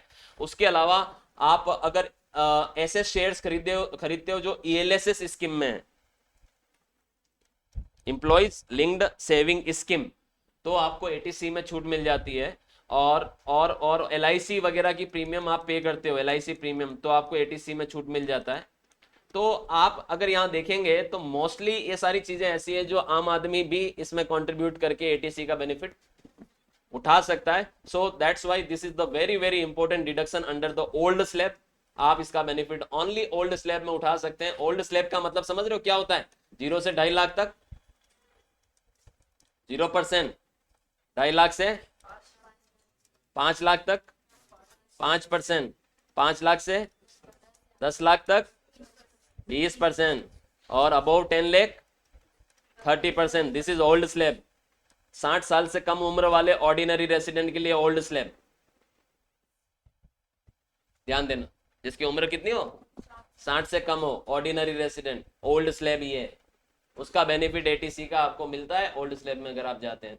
देखिए इसीलिए मैं कह रहा हूं कौन सी स्लैब में आपको अपना आईटीआर बनना है वो आप डिसाइड करोगे अपनी इनकम, अपने डिडक्शन, अपने एग्जेम्पशंस को देखकर कि आपको कौन सी स्लैब क्या रहेगी, फायदेमंद रहेगी। मैं आगे जाके जब इनकम टैक्स रिटर्न भरना सिखाऊंगा तो मैं सबसे पहले आपको स्लैब कंपैरिजन करना सिखाऊंगा कि स्लैब वाइज कंपैरिजन करिए, और उसके लिए कैलकुलेटर इनकम टैक्स पोर्टल पर अवेलेबल है, तो आप उससे ये इजीली फाइंड आउट कर सकते हैं कि व्हाट आर द स्लैब जो आपके लिए बेनिफिशियल है, कि आपको ओल्ड में जाना है या न्यू में जाना है।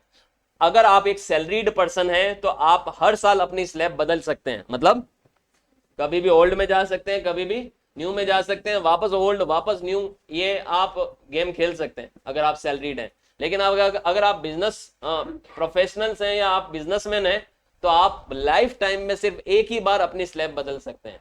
मतलब अगर अभी तक आप ओल्ड स्लैब में जाते आए थे और अगर आपने इस साल नई स्लैब में रिटर्न भर दिए तो वापस एक बार ही मौका मिलेगा ओल्ड में आने का, और ओल्ड में आ गए, ध्यान देना, और फिर अगर वापस से कभी न्यू में आ गए तो फिर दोबारा कभी जिंदगी में ओल्ड में नहीं जा पाओगे। तो बिजनेसमैन को ये सिर्फ once in a life option दिया गया है कि आप अपनी स्कीम को चेंज कर सकते हैं। अगर आप सैलरी से इनकम कमाते हैं तो आप कभी भी स्कीम बदल सकते हैं, हर साल आप जो बेनिफिशियल है उधर की तरफ जा सकते हैं। ऑलराइट, और ओल्ड से न्यू या न्यू से ओल्ड में जाने के लिए आपको 10 IEA फॉर्म का इस्तेमाल करना पड़ता है। डिक्लेरेशन होता है, ठीक है, जो आपको पहले भरना होगा, तभी ओल्ड एक्टिव होगी और आप ओल्ड में भर पाओगे, क्योंकि अभी न्यू को मैंडेटरी कर दिया 2024-25 से, याद रखिएगा। ऑलराइट, सो ATC का आपको जो इतना बड़ा बेनिफिट 1.5 लाख रुपए, जो कि कम नहीं होते हैं, और अगर आपने ऐसे टुकड़ों टुकड़ों में भी अगर ये अलग अलग तरीके की अमाउंट जमा कराए हो, जैसे मान लो बच्चे की फीस है 30,000 साल भर की, आपने होम लोन पे प्रिंसिपल अमाउंट मान लो 50,000 का चुकाया, आपका मान लो 50,000 का आपने PPF खुलवा लिया है ना, तो ये, और आपने मान लो अपनी बच्ची की सुकन्या समृद्धि अकाउंट में मान लो 20,000 रुपए साल भर में डाल दिए, तो ये सब अमाउंट को जोड़कर देखा जाएगा कि ये सब अमाउंट मिलकर कितना हो रहा है। और LIC प्रीमियम मान लो आपने 30,000 की पूरे साल भर में चुकाई, तो देखिए 30 और ये एक 30 और एक 20, एक 50 और 30, एक 80, यानी द टोटल कॉन्ट्रीब्यूशन, ऐसे सारा कॉन्ट्रीब्यूशन मिला के कितना हो रहा है 180, लेकिन फायदा आपको सिर्फ 1.5 लाख का मिलेगा, तो आप 1.5 लाख का क्लेम कर पाओगे। किसमें? ATC में। ऑलराइट, आगे बढ़ते हैं अब हम और डिस्कस करते हैं बाकी की चीजों को भी, ठीक है। ATC one of the very very important deduction कह सकते हैं। It is totally connected to every individual, साधारण व्यक्ति से भी इसका लिंक होता है, क्योंकि इसमें जो कॉन्ट्रीब्यूशंस हैं वो हर एक आम आदमी से जुड़े हुए हैं, तो हर आदमी इसका बेनिफिट कहीं ना कहीं ले सकता है, राइट। दूसरा एक बेनिफिट होता है, वो होता है NPS, ठीक है, नेशनल पेंशन स्कीम। NPS सरकारी इंप्लॉइज जो होते हैं उनका पेंशन स्कीम का पैसा कटता है, NPS का पैसा कटता है, और जो कंट्रीब्यूशन उन्होंने NPS में दिया है, याद रखिएगा, इंप्लॉइज खुद का कंट्रीब्यूशन जो नेशनल पेंशन स्कीम में दिया है, ओल्ड स्लैब में उसका डिडक्शन उनको मिलता है, नई स्लैब में नहीं मिलता, तो ऐसे केस में ओल्ड स्लैब में वो डिडक्शन क्लेम कर सकते हैं। और उनके लिए उनके बॉस की तरफ से भी कंट्रीब्यूशन आता है NPS में, तो जो बॉस ने NPS के लिए कंट्रीब्यूशन दिया पेंशन स्कीम के लिए, उसका बेनिफिट ओल्ड में भी मिलेगा और न्यू में भी मिलेगा। तो ये जो बेनिफिट है वो भी आप लूज करोगे अगर आपने ITR फाइल नहीं किए तो, है ना। पेंशन, आप पता है पेंशन क्या होती है? जिंदगी भर जब आप नौकरी करते हो तो आप नौकरी में से, आपकी सैलरी में से एक हिस्सा कटता है प्रोविडेंट फंड के नाम का, है ना। तो जो प्रोविडेंट फंड का पैसा कटता है उसी में से एक अमाउंट NPS में जाता है। वो पूरा पैसा आपके प्रोविडेंट फंड अकाउंट में नहीं जाता है, उसमें से कुछ हिस्सा NPS में जाता है, और वही पैसा इकट्ठा होकर आप जब रिटायर होते हो तब आपको प्रोविडेंट फंड, NPS यानी पेंशन जो आपका फंड इकट्ठा हुआ है, आपको ग्रेचुटी और other there are lots of retirement benefit जो आपको रिटायरमेंट के वक्त मिलते हैं, तो वो आपका ही वो पैसा होता है जो जिंदगी भर धीरे धीरे करके इकट्ठा हुआ होता है, अलोंग विद ब्याज आपको वो पैसा मिलता है। तो NPS में जो कंट्रीब्यूशन जा रहा है ओल्ड स्कीम में, तो आपके खुद का कंट्रीब्यूशन और बॉस की तरफ से मिला हुआ कंट्रीब्यूशन दोनों आपको बेनिफिट मिलते हैं। नई स्कीम में आपको अपना कंट्रीब्यूशन का बेनिफिट नहीं मिलता है, बॉस का कंट्रीब्यूशन का बेनिफिट मिलता है। तो ये बेनिफिट अगर आपने रिटर्न नहीं भरे तो नहीं मिलेंगे, राइट। ATD, ये भी बड़ा महत्वपूर्ण डिडक्शन है। लोगों को इसकी अहमियत पता पड़ी कोरोना काल से। कोरोना जानते हो, वर्ष 2020 और 2021, 2 साल तक हमने, ये एक ऐसा अभिशाप था जिसको झेला। शायद ही किसी ने कल्पना की होगी कि आप अपने घर से भी बाहर नहीं निकल सकते, ऐसा भी कोई रोग आएगा। और सबसे बड़ी बात है, जो लोग सबसे ज्यादा सफर वो लोग हुए जिनको, जो इनके पॉजिटिव पाए गए। और जो 2020 तो चलो और भी जैसे तैसे आप घर में बैठ के निकाले 2-3 महीने, लेकिन 2021 में तो आपने देखा था कि त्राही त्राही मच गई थी, लोग बहुत मरे थे इसमें। और बहुत लोग जिनको कोविड हुआ, और कोविड-19 जो ये जो वायरस था, इससे जो लोग इफेक्ट हुए, वो लोग हॉस्पिटल में जगह नहीं थी उनको एडमिट कराने की। उनको टैबलेट जो 800 700 800 रुपए का टैबलेट या इंजेक्शन था, वो उन्होंने 1-1 लाख रुपए देकर खरीदा जीवित रहने के लिए, तो आपने मेडिकल एक्सपेंडिचर पे भी एक बहुत बड़ा अमाउंट लोगों ने उस वक्त खर्च किया, और तब लोगों को ये अहमियत पता चली कि अगर हमारा हेल्थ इंश्योरेंस नहीं है, अगर हमारा मेडिक्लेम नहीं है, तो हमें कभी भी बहुत बड़ा नुकसान उठाना पड़ सकता है। क्योंकि और वो ऐसा नहीं है कि सिर्फ कोविड की वजह से पता चला, आज की तारीख में ये भले ही मैं तो कह रहा हूं लाइफ इंश्योरेंस नहीं होगा तो चलेगा, लेकिन हेल्थ इंश्योरेंस होना बहुत जरूरी होता है। क्योंकि अगर आपको किसी भी तरीके की कोई सीवियर डिजीज हुई, कोई बीमारी हुई और आप हॉस्पिटलाइज हुए, तो आपको वहां पर अपना इलाज करवाने में लाखों रुपए खर्च करने पड़ते हैं, वो पैसा लाओगे कहां से? तो ये आपको कवरेज देता है हेल्थ इंश्योरेंस, मेडिक्लेम पॉलिसी बोलते हैं। और इसका आपको सिर्फ वो बेनिफिट नहीं है, इसका बेनिफिट ये भी है कि जितना प्रीमियम हम मेडिक्लेम पॉलिसी में चुकाएंगे, आपको एटीडी में उसकी क्या मिलेगी, छूट मिलती है। तो ये डिडक्शन भी आपको ओल्ड स्कीम में मिलेगा, अब नई स्कीम में नहीं मिलता। और आपको एक और बात बता देता हूं, 25,000 रुपए की प्रीमियम अगर आप अपनी फैमिली, आपकी वाइफ और आपका बच्चा कवर है उसमें, मान लो, तो 25,000 रुपए तक का आपको उसमें प्रीमियम चुकाते हो तो आपको एटीडी में छूट मिलती है, अगर आपकी उम्र 60 साल से कम है। अगर आप सीनियर सिटीजन है तो आपको वो छूट डबल हो जाती है, 50,000 हो जाती है। और अगर आपने अपने पेरेंट्स के लिए पॉलिसी ली हुई है और उसका प्रीमियम आपने चुकाया, तो आपको उसकी भी उतनी छूट मिलती है। तो अगर मान लो पेरेंट्स आपके 60 ईयर से ऊपर है, तो 50,000 की छूट उनके लिए भी मिलेगी। तो ये 50 आपके लिए और 50 उनके लिए, 1 लाख रुपए की मैक्सिमम छूट आप क्लेम कर सकते हो एटीडी के अंदर, जो कि आपको ओल्ड स्लैब में मिलेगी, नई में नहीं मिलेगी। और ये भी आप नुकसान उठाओगे अगर आपने आईटीआर नहीं भरा, तो याद रखिएगा, ठीक है। हाँ, आपने जैसे बोला कि मैंडेटरी हो जाएगा 2024 में, जो तो मैंडेटरी हो जाएगा ना ये न्यू जो स्कीम है? मैंडेटरी हो जाएगा नहीं, न्यू स्कीम अभी आप न्यू स्लैब क्या है, अभी अनिवार्य है इस साल न्यू स्लैब एप्लीकेबल, मतलब ये कंपलसरी है। यस, उसके बाद भी ओल्ड स्कीम ले सकते हैं? हाँ ले हाँ सकते हैं। हाँ बिल्कुल, और जो नहीं लेता है उसके लिए वही है, न्यू में बढ़ना है उसको, ठीक है। अब मुझे ऐसा लगता है कि यार न्यू स्कीम में मुझे फायदे नहीं मिल रहे ज्यादा, और मेरे को ओल्ड स्कीम में ज्यादा फायदे मेरे को मिल रहे हैं, और उसकी वजह से मेरी टैक्स लाइबिलिटी क्या हो रही है, कम हो रही है। ओल्ड स्कीम में कम बन रहा है टैक्स, तो मैं न्यू में क्यों जाऊंगा, मैं किस में जाऊंगा, ओल्ड में जाऊंगा। तब मैं ओल्ड स्कीम लूंगा, ओल्ड स्लैब। ओल्ड स्कीम मतलब old slab, new slab, old slab, new slab, old slab. पिछले साल तक ओल्ड स्लैब कंपलसरी थी और न्यू स्लैब ऑप्शनल थी। इस साल 2024-25 से न्यू स्लैब कंपलसरी कर दी गई, ओल्ड स्लैब ऑप्शनल कर दी गई। You can opt old slab also, अगर आपको लगता है उसमें फायदा ज्यादा है। दोनों में नहीं बढ़ सकते, दोनों में से एक में बढ़ सकते, ऑलराइट।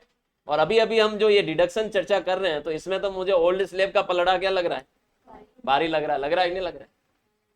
क्योंकि सारे डिडक्शंस ओल्ड स्लैब में मिल रहे हैं और नई में कुछ एक ही मिल रहे हैं, बाकी नहीं मिल रहे हैं। ओके, एक और डिडक्शन होता है एटीयू, ये भी महत्वपूर्ण डिडक्शन होता है, डिसेबल इंडिविजुअल के लिए होता है, विकलांग व्यक्ति के लिए होता है। किसके लिए? अगर कोई व्यक्ति विकलांग है, तो देखिए विकलांग व्यक्ति को सरवाइव करने के लिए, देखिए विकलांग और एक नॉर्मल व्यक्ति में यही फर्क होता है कि नॉर्मल व्यक्ति को विकलांग व्यक्ति के मुकाबले खर्चा एक तरह से कम होता है, क्योंकि विकलांग व्यक्ति को अपने इलाज का भी खर्चा कराना पड़ता है। विकलांगता पे भी उसका बेचारे का क्या होता है, खर्च होता है ना। उस डिसेबिलिटी की वजह से भी उसके कई सारा उसका इलाज वगैरह चलता है, ट्रीटमेंट चलता है, तो बंदे को उस पर खर्च करना पड़ता है। तो विकलांगता भी दो तरीके की होती है, एटीयू में भी दो तरीके के बेनिफिट होते हैं। अगर आपकी विकलांगता 40% तक है, अगर आपको मेडिकल सर्टिफिकेट मिला हुआ 40% डिसेबिलिटी का, तो उसका आपका डिडक्शन का लिमिट अलग है। और 80% अगर आपकी डिसेबिलिटी है या उससे ज्यादा है, तो आप सीवियर विकलांगता में आते हैं, तो उसका आपको डिडक्शन अलग मिलता है। जैसे मान लो इसमें आपको 1,25,000 मिल रहा है, तो उसमें 75 मिल रहा है, राइट।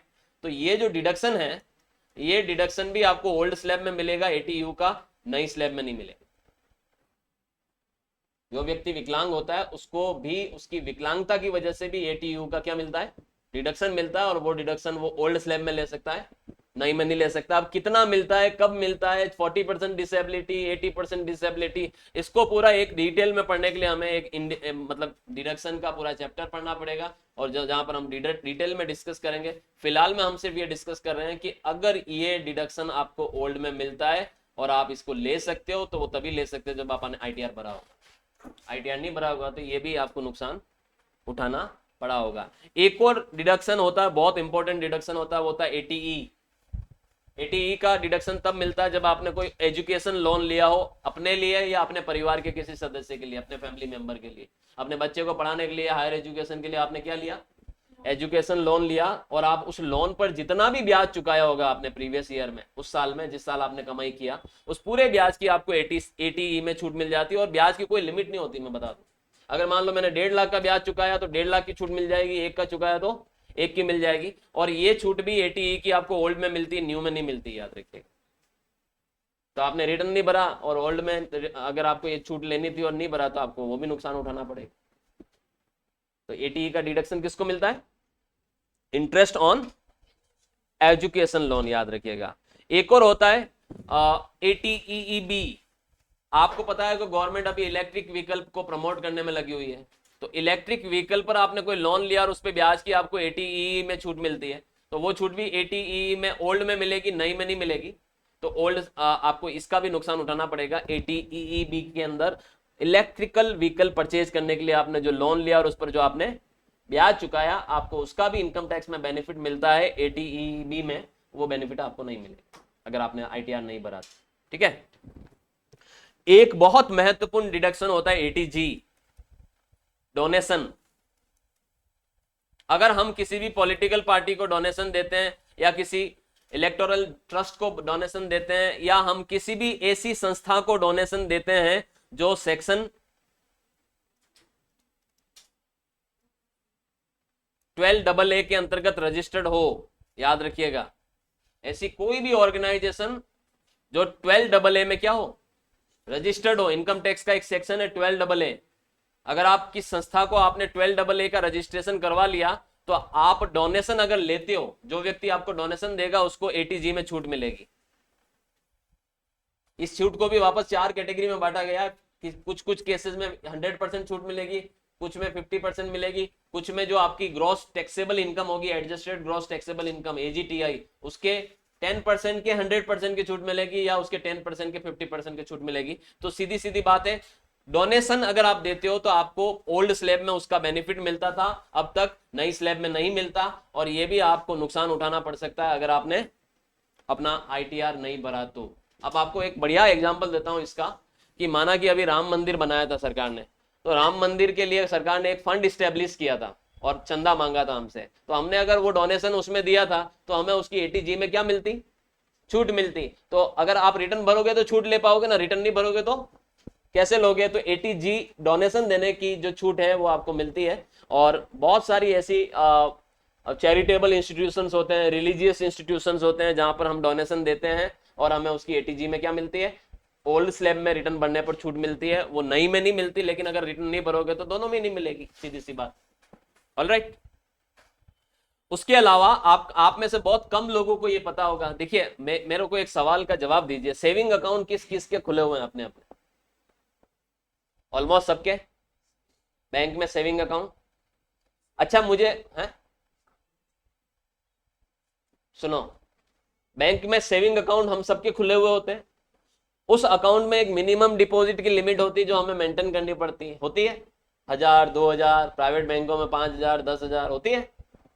वो 1000 रुपए आपके एनी टाइम बैंक में पड़े रहते हैं, तो उस पर आपको ब्याज मिलेगा ही मिलेगा, क्योंकि सेविंग अकाउंट पे आपको 2.5-3% ब्याज देती है, बैंक देती है।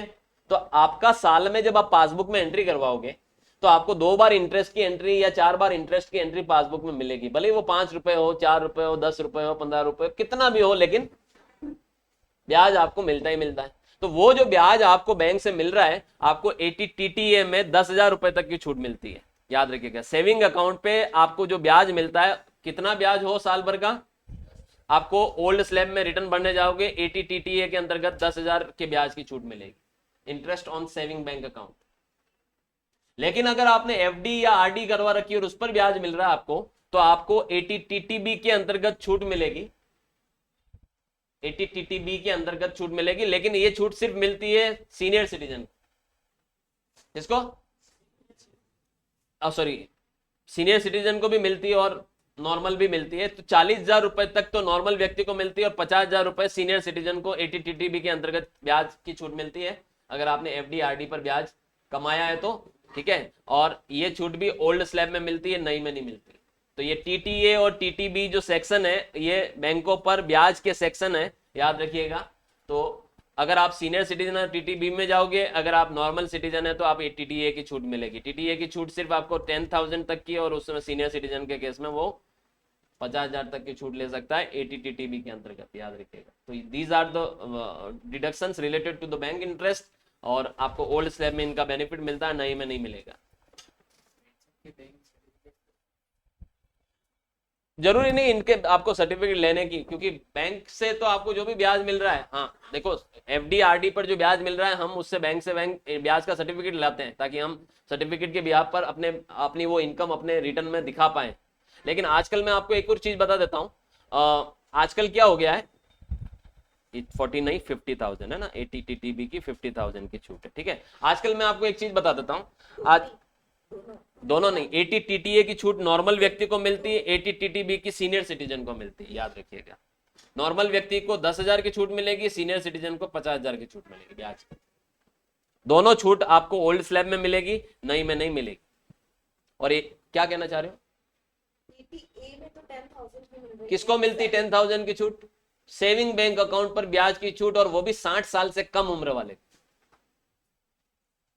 ठीक है। और टीटीबी की छूट मिलेगी 60 साल से ऊपर की उम्र वालों को, और सारे बैंक अकाउंट पर ब्याज की छूट, सारे, जिसमें सेविंग भी आ गया, एफडी भी आ गई, आरडी भी आ गई। लेकिन सीनियर सिटीजन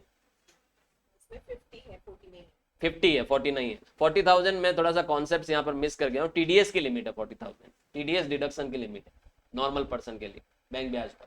आपका टीडीएस कटेगा अगर आपका ब्याज टोटल कितना होगा, 40,000 से ज्यादा होगा, ठीक है। हाँ क्या कह रहे थे, ब्याज जो मिलता है ना बैंक से, चाहे वो सेविंग अकाउंट हो, एफडी हो या आरडी हो, वो ब्याज ऑटोमेटिकली आपकी एआईएस में नजर आता है, एनुअल इंफॉर्मेशन सिस्टम में नजर आता है, याद रखिएगा। तो ब्याज की इनकम को कोई भी व्यक्ति आज की तारीख में नहीं छुपा सकता। अगर आप रिटर्न भर रहे हो और आपको कोई भी ब्याज मिला है बैंक से, तो वो आपको दिखाना पड़ेगा, क्योंकि अगर आपने छुपाया तो आपको इनकम टैक्स डिपार्टमेंट नोटिस भेज देगा। और आपको बैंक से कोई ब्याज का सर्टिफिकेट लाने की भी जरूरत नहीं है, क्योंकि आप एआईएस चेक करिए या 26AS चेक करिए, आपको वहां पर पता पड़ जाएगा कि आपकी ब्याज की इनकम कितनी है।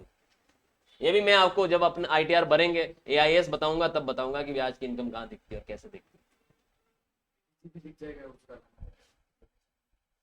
नहीं, डोनेशन आपको डिक्लेयर करना पड़ेगा। आपने जो डोनेशन दिया उसका डिटेल डालना पड़ेगा, किसको दिया उसका, आपको डोनेशन जिसको दिया उसका नाम, उसका पैन नंबर, ये सब बताना पड़ेगा। ऐसे ही थोड़ी हर कोई यूं डोनेशन का क्लेम कर लेगा, डोनेशन के तो प्रूफ डालने पड़ेंगे आपको जब अगर आप क्लेम कर रहे हो एटीजी का, ध्यान दें। इसके अलावा भी बहुत सारे डिडक्शन होते हैं चैप्टर नंबर 6A के, जो आपको ओल्ड स्लैब में मिलते हैं, नई में नहीं मिलते हैं, तो उसका भी आपको नुकसान उठाना पड़ सकता है। आपने एक स्कीम का नाम सुना होगा, अग्निवीर कॉर्पस फंड। सरकार ने एक अग्निवीर योजना निकाली हुई है, जिसमें आपको एक तरह से टेम्पररी बेसिस में मिलिट्री में भर्ती किया जाता है। उसके लिए गवर्नमेंट ने एक फंड बनाया है। उस फंड में अगर आप कंट्रीब्यूशन करते हो तो आपको 80 CCAS में छूट मिलती है, और ये छूट आपको ओल्ड और न्यू दोनों में मिलेगी। और ये अभी रिसेंटली 2024-25 में ही ये छूट मिलनी शुरू हुई है, नया डिडक्शन है, याद रखिएगा। तो ये दोनों में मिलेगा, और ये आप नुकसान उठाओगे अगर आपने रिटर्न नहीं भरोगे तो। फैमिली पेंशन अगर आपको मिलती है, देखिए फैमिली पेंशन किसको मिलती है, परिवार के किसी एक सदस्य की डेथ के बाद दूसरे सदस्य को उसकी पेंशन जो मिल रही है उसको फैमिली पेंशन कहते हैं। तो फैमिली पेंशन की भी आपको छूट मिलती है, याद रखिएगा, सैलरी हेड के अंतर्गत, ये एग्जेम्पशन है। तो ये जो छूट है, ये अब तक 15,000 मिलती थी। इस साल से अगले साल जब 2025-26 में जब रिटर्न भरोगे तो ये छूट बढ़ाकर 15 से 25 कर दी गई है। ये भी आपको ओल्ड में भी मिलेगी और न्यू में भी मिलेगी। अगर आप 50,000 रुपए तक किसी भी व्यक्ति को गिफ्ट की इनकम होती है, तो वो इनकम पूरी तरह से एग्जेम्प्ट हो जाती है अदर सोर्सेज के अंदर। 50,000 रुपए तक सालाना आय अगर गिफ्ट से हो रही है, अगर हमने ये बताया कि ये हमें क्या मिला, गिफ्ट मिला, तो हमें ओल्ड और न्यू दोनों में उसका एग्जेम्पशन मिल जाता है अदर सोर्सेज हेड के अंतर्गत। वो 50,000 तक का गिफ्ट आपको एग्जेम्प्टेड है, वो आपको वो भी आप एक तरह से नुकसान उठाओगे अगर आपने रिटर्न नहीं भरा तो। ओके, नहीं कोई प्रूफ नहीं है, आप 50,000 तक गिफ्ट डिक्लेयर कर सकते हो। क्या प्रूफ है, कोई प्रूफ नहीं होता। कोई प्रूफ सिर्फ कुछ एक केसेस में आपको सबमिट करने पड़ता है। कुछ डिडक्शंस ऐसे होते हैं जिनमें प्रूफ चाहिए, मतलब वहां आपको अटैच करने पड़ेंगे प्रूफ। बाकी केसेस में आपको अपने पास रखने अवेयर के, अगर कोई नोटिस भेज के आपसे प्रूफ मांगे जाए तो आपको देने। प्रूफ तो होने ही चाहिए, मैं ये नहीं कह रहा हूँ प्रूफ नहीं होने चाहिए, ऐसे आप मर्जी आए जो क्लेम नहीं कर सकते, क्योंकि अगर मांगे गए तो प्रूफ कहां से लाओगे। तो प्रूफ तो होने चाहिए, लेकिन हर प्रूफ अटैच करने की जरूरत नहीं होती। क्लियर? सेल्फ डिक्लेयर करना पड़ता है हमें बस। अगर आप कोई वॉलंटरी रिटायरमेंट लेते हो, वीआरएस बोलते हैं उसको, कोई व्यक्ति समय से पहले अपनी नौकरी क्या करता है, छोड़ता है, तो उसको वीआरएस मिलता है, और वो वीआरएस उसको 1010C के अंतर्गत एग्जेम्प्ट होता है। इसकी एक कैलकुलेशन होती है और उसका एग्जेम्पशन होता है, और कुछ पार्ट एग्जेम्प्ट होता है और कुछ पार्ट टैक्सेबल होता है। तो जो एग्जेम्पशन है वो आपको ओल्ड में भी मिलेगा और न्यू में भी मिलेगा वीआरएस का एग्जेम्पशन। तो रिटर्न भरोगे तो एग्जेम्पशन क्लेम कर पाओगे, अदरवाइज नहीं कर पाओगे। उसी तरह से एक वर्ड होता है ग्रेच्युटी, ये भी रिटायरमेंट बेनिफिट होता है, रिटायरमेंट के वक्त मिलता है, या आप बिफोर रिटायरमेंट भी ग्रेच्युटी का पैसा निकाल सकते हो अगर आपने 60 महीने से ज्यादा सर्विस की है। 60 महीने मतलब 5 साल। अगर कोई व्यक्ति किसी भी कंपनी में 5 साल से ज्यादा जॉब करता है तो उसका ग्रेच्युटी फंड बनना शुरू हो जाता है। तो ग्रेच्युटी का पैसा अगर आप निकालते हो रिटायरमेंट के वक्त, तो इसका भी आपको एग्जेम्पशन मिलता है। ये रिटायरमेंट बेनिफिट है, दोनों ध्यान देना, वीआरएस भी और ग्रेच्युटी भी। तो इसका भी आपको एग्जेम्पशन मिलता है सेक्शन 1010 के अंतर्गत, ओल्ड में भी मिलेगा और न्यू में भी मिलेगा। ग्रेच्युटी एक तरह का इनाम होता है जो बहुत समय देता है, कि आपने एक लंबा समय अपनी जिंदगी का किसी ऑर्गेनाइजेशन को दिया है, तो उस लंबे समय के लिए आपको एक पारितोषिक इनाम की तरह ये पैसा मिलता है। और ग्रेच्युटी की जो कैलकुलेशन होती है वो 15 दिन की सैलरी पर ईयर के हिसाब से होती है। ठीक है, तो at the time of retirement ये देखा जाएगा कि आपने टोटल नंबर ऑफ ईयर कितना काम किया, और उसके हिसाब से ग्रेच्युटी का कैलकुलेशन होता है। और आपको जो ग्रेच्युटी मिलता है रिटायरमेंट के वक्त, उसमें से कुछ पार्ट आपका एग्जेम्प्ट भी होता है। तो जो एग्जेम्पशन है वो आप क्लेम करते हो, ओल्ड में भी वो एग्जेम्पशन मिलेगा और न्यू में भी मिलेगा। तो आप देखिए अब जो चालू हुआ है ये सारे एग्जेम्पशन चालू हो गए हैं। ये भी गिफ्ट भी एक एग्जेम्पशन है, ये भी एक एग्जेम्पशन है, ये भी एक exemption. These are not deductions. Deductions और एग्जेम्पशंस में फर्क होता है, याद रखिए। डिडक्शंस के लिए पैसा खर्च करना पड़ता है, एग्जेम्पशंस इनकम के ऊपर मिलते हैं। क्लियर? इसी तरह का एक और रिटायरमेंट बेनिफिट होता है लीव इनकैशमेंट, इसे लीव सैलरी भी कहते हैं। आप लोगों ने सुना होगा कि जब हम नौकरी करते हैं तो हमें पेड लीव पीएल और सीएल मिलती है, कैजुअल लीव। ये जो सीएल होती है ये आपने अगर ले ली तो ठीक है, नहीं ली तो लैप्स हो जाती है। क्या हो जाती है? खत्म हो जाती है। जबकि पेड लीव अगर आपने ले ली तो ठीक है, और नहीं ली तो ये एक्यूमुलेट होती जाती है, इकट्ठी होती जाती है, और ये आप जब रिटायर होते हो तब ये पैसा विड्रॉ कर सकते हो। ये भी एक तरह का फंड इकट्ठा हो जाता है आपका, कि कितना आपने पेड लीव बचाया, और वो पैसे का भी आपको सेक्शन 1010AA के अंतर्गत एग्जेम्पशन मिलता है, और ये भी ओल्ड स्लैब और न्यू स्लैब दोनों में मिलता है। आपको ये भी बता देता हूं, जैसे मान लो मुझे पेड लीव मिलती है साल की 12 वो 12 की 12 मैं बचा लेता हूं, मैं नहीं लेता हूं पेड लीव। अब ऐसे में मैंने 30 साल काम किया किसी ऑर्गेनाइजेशन में, और 30 साल बाद में क्या हो रहा हूं? रिटायर हो रहा हूं। तो वो 12 इंटू 30 कर दो आप, अनयूटिलाइज्ड लीव होगी आप। 12 इंटू 30 कितना होता है? 360। 360 दिनों का आपको पैसा इकट्ठा होकर मिलेगा, उसे कहते हैं हम लीव इनकैशमेंट। अवकाश के लिए आपको दिया जाने वाला नकद, लीव इनकैशमेंट या लीव सैलरी, ये भी रिटायरमेंट बेनिफिट है। रिटायरमेंट बेनिफिट का मतलब ऐसे बेनिफिट जिनको आप रिटायरमेंट के वक्त लोगे तो आपको टैक्स बेनिफिट मिलेंगे। अगर आपने बिफोर रिटायरमेंट उन बेनिफिट को निकाल लिया, जैसे एक साल में अभी मैंने 12 लीव बचाई और मैंने साल के एंड में 12 लीव मांग ली, तो मैंने नौकरी में रहते हुए अगर वो पैसा निकाल दिया, तो वो फिर वो रिटायरमेंट बेनिफिट जो है वो आपके हाथ में पूरी तरह से टैक्सेबल हो जाएगा। तो अगर आप ड्यूरिंग द जॉब अगर वो बेनिफिट निकालते हो तो 100% टैक्सेबल। अगर आप रिटायरमेंट के वक्त निकालते हो तो या तो पूरी तरह से एग्जेम्प्ट या पार्टली एग्जेम्प्ट होगा, तो उसी वजह से उसको रिटायरमेंट बेनिफिट कहा जाता है। जरूरी नहीं गवर्नमेंट एम्प्लॉय हो, बड़ी बड़ी प्राइवेट कंपनियों में आपको ये बेनिफिट्स मिलते हैं, और उसमें भी आपको ये बेनिफिट रिटायरमेंट के वक्त मिल सकते हैं। कोई जरूरी नहीं है कि ये जो रिटायरमेंट बेनिफिट है वो सिर्फ गवर्नमेंट जॉब वालों को ही मिलता है। क्या? तो वो तो आप अगर आप प्राइवेट सेक्टर में और लीव का पैसा आपको मार्च में मिल जाता है, तो मतलब आपको तो जॉब में रहते हुए दिया जा रहा है, तो वो आपके हाथ में पूरी तरह से टैक्सेबल हो जाएगा, याद रखिएगा। और वो लोग आपको दे रहे हैं लेकिन आपको लेना नहीं चाहिए था। क्योंकि वो लोग दे रहे हैं तो वो तो अपनी लाइबिलिटी को इमीडिएट बेसिस पे क्या कर रहे हैं, खत्म कर रहे हैं, और आपको आप ले रहे हो तो आपके हाथ में पूरी तरह से टैक्सेबल हो रहा है। अब आप सोचिए, आप जब जॉब छोड़ते हैं या रिटायर होते हैं तब लेते हैं तो वो पैसा इकट्ठा मिलता और साथ में ब्याज भी मिलता जो उनको देना पड़ता है ना, और एग्जेम्पशंस भी मिलता, टैक्स एग्जेम्पशंस भी मिलता, तो there are lots of benefits हैं।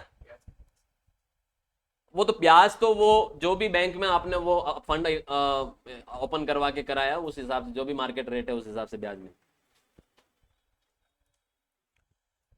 उसी तरह से अगर आप नौकरी में आपके ट्यूर होते हैं सोचिए, और आपको बाहर जाना पड़ता है कंपनी के काम से, तो आपको डेली अलाउंस मिलता है, और वो डेली अलाउंस आपको पूरी तरह से एग्जेम्पशन मिलता है, तो वो आपको ओल्ड स्लैब में भी मिलेगा और नए में भी मिलेगा।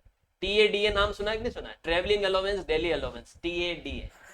तो ये टीएडीए जो है वो एक्सपेंसेस के आधार पे आपको एग्जेम्प्ट हो जाते हैं, कि मान लो आपको दिन का 1000 रुपए मिल रहा है और आपने 1000 रुपए क्या कर लिया, खर्च कर लिया, तो आपके हाथ में बिल्कुल कोई टैक्सेबल नहीं, पूरी तरह से 1000 रुपए एग्जेम्प्ट हो गए, तो पेमेंट बेस एक्सपेंस बेसिस पे खर्चा आपको मिल जाता है। तो ये दोनों में मिलेगा, ओल्ड में भी मिलेगा, नए में भी मिलेगा।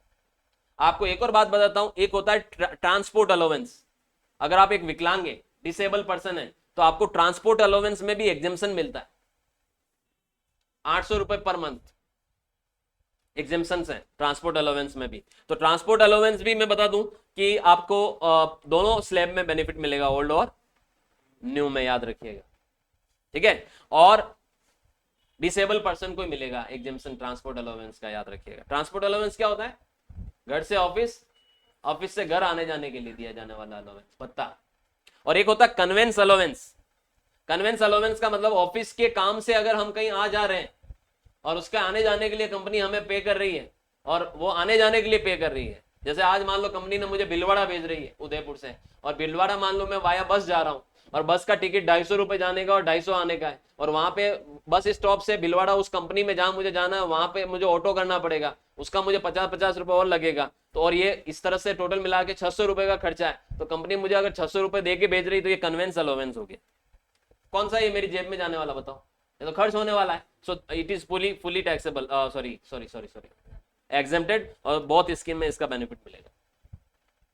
सो ये थे कुछ चर्चाएं जो हमने की है कि ये जो फायदे, चाहे वो एग्जेम्पशन हो चाहे वो डिडक्शंस हो, आपको रिटर्न भरने पे ही मिलेंगे, और इसके लिए आपको रिटर्न भरना पड़ता है। अगर आपने रिटर्न नहीं भरा तो ये सारे फायदे आपको मिस करने पड़ेंगे, छोड़ने पड़ेंगे। और आई होप ये जो जितनी भी चीजें मैंने यहाँ डिस्कस की है, एक छोटी सी क्लास में इसको समेटा है, ये आपको समझ में आया हो, आया? सो आज के लिए इतना काफी है। अगली क्लास में हम और कुछ नई चीजों के बारे में बातें करें। Thank you so much.